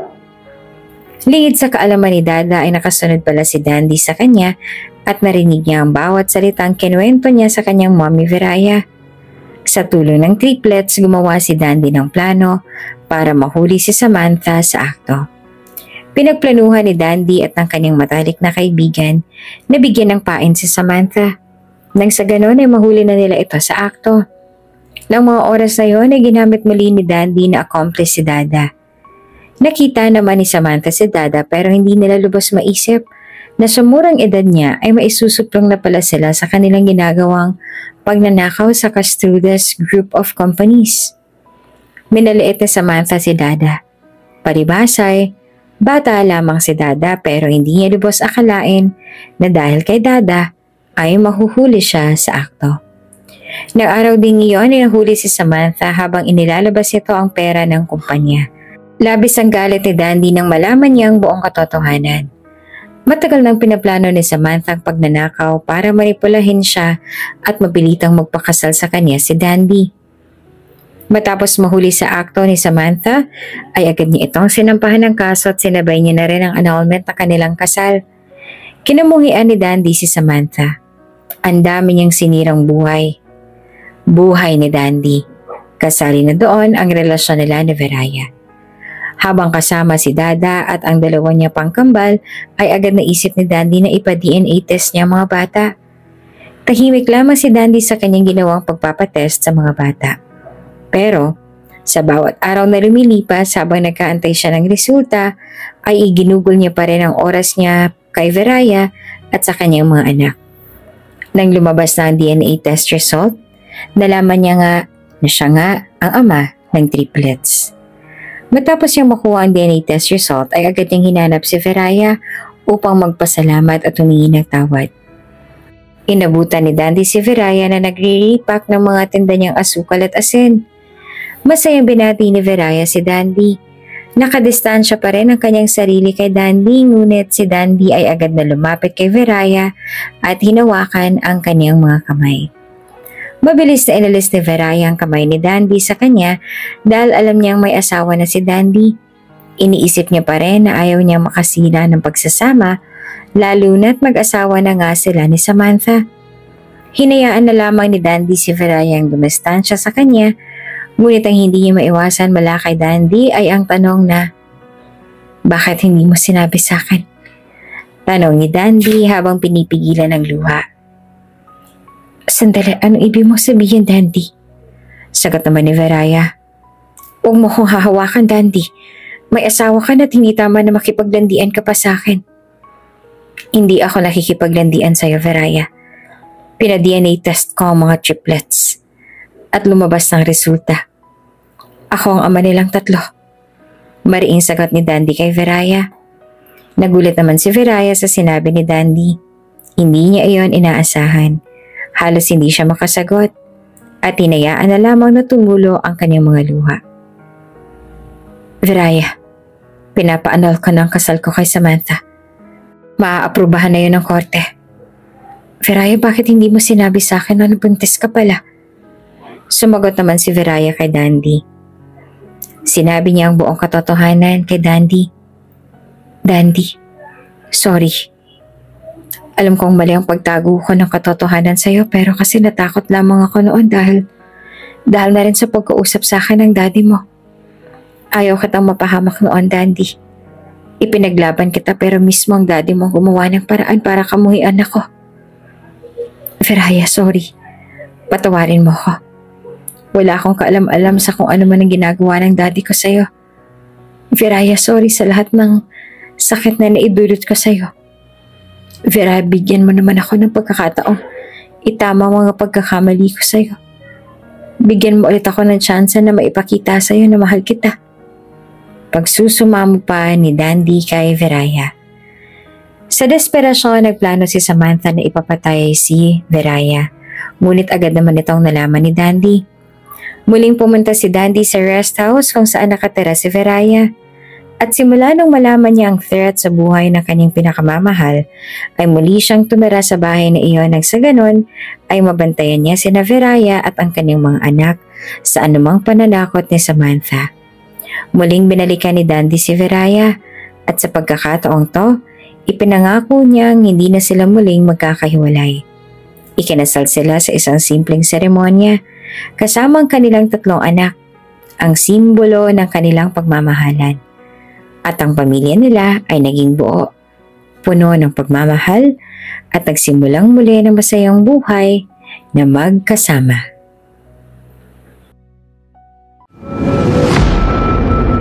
Kung bago ka pa lang sa channel na ito, Ate Jane TV, huwag kalimutang pindutin ang notification bell and subscribe button.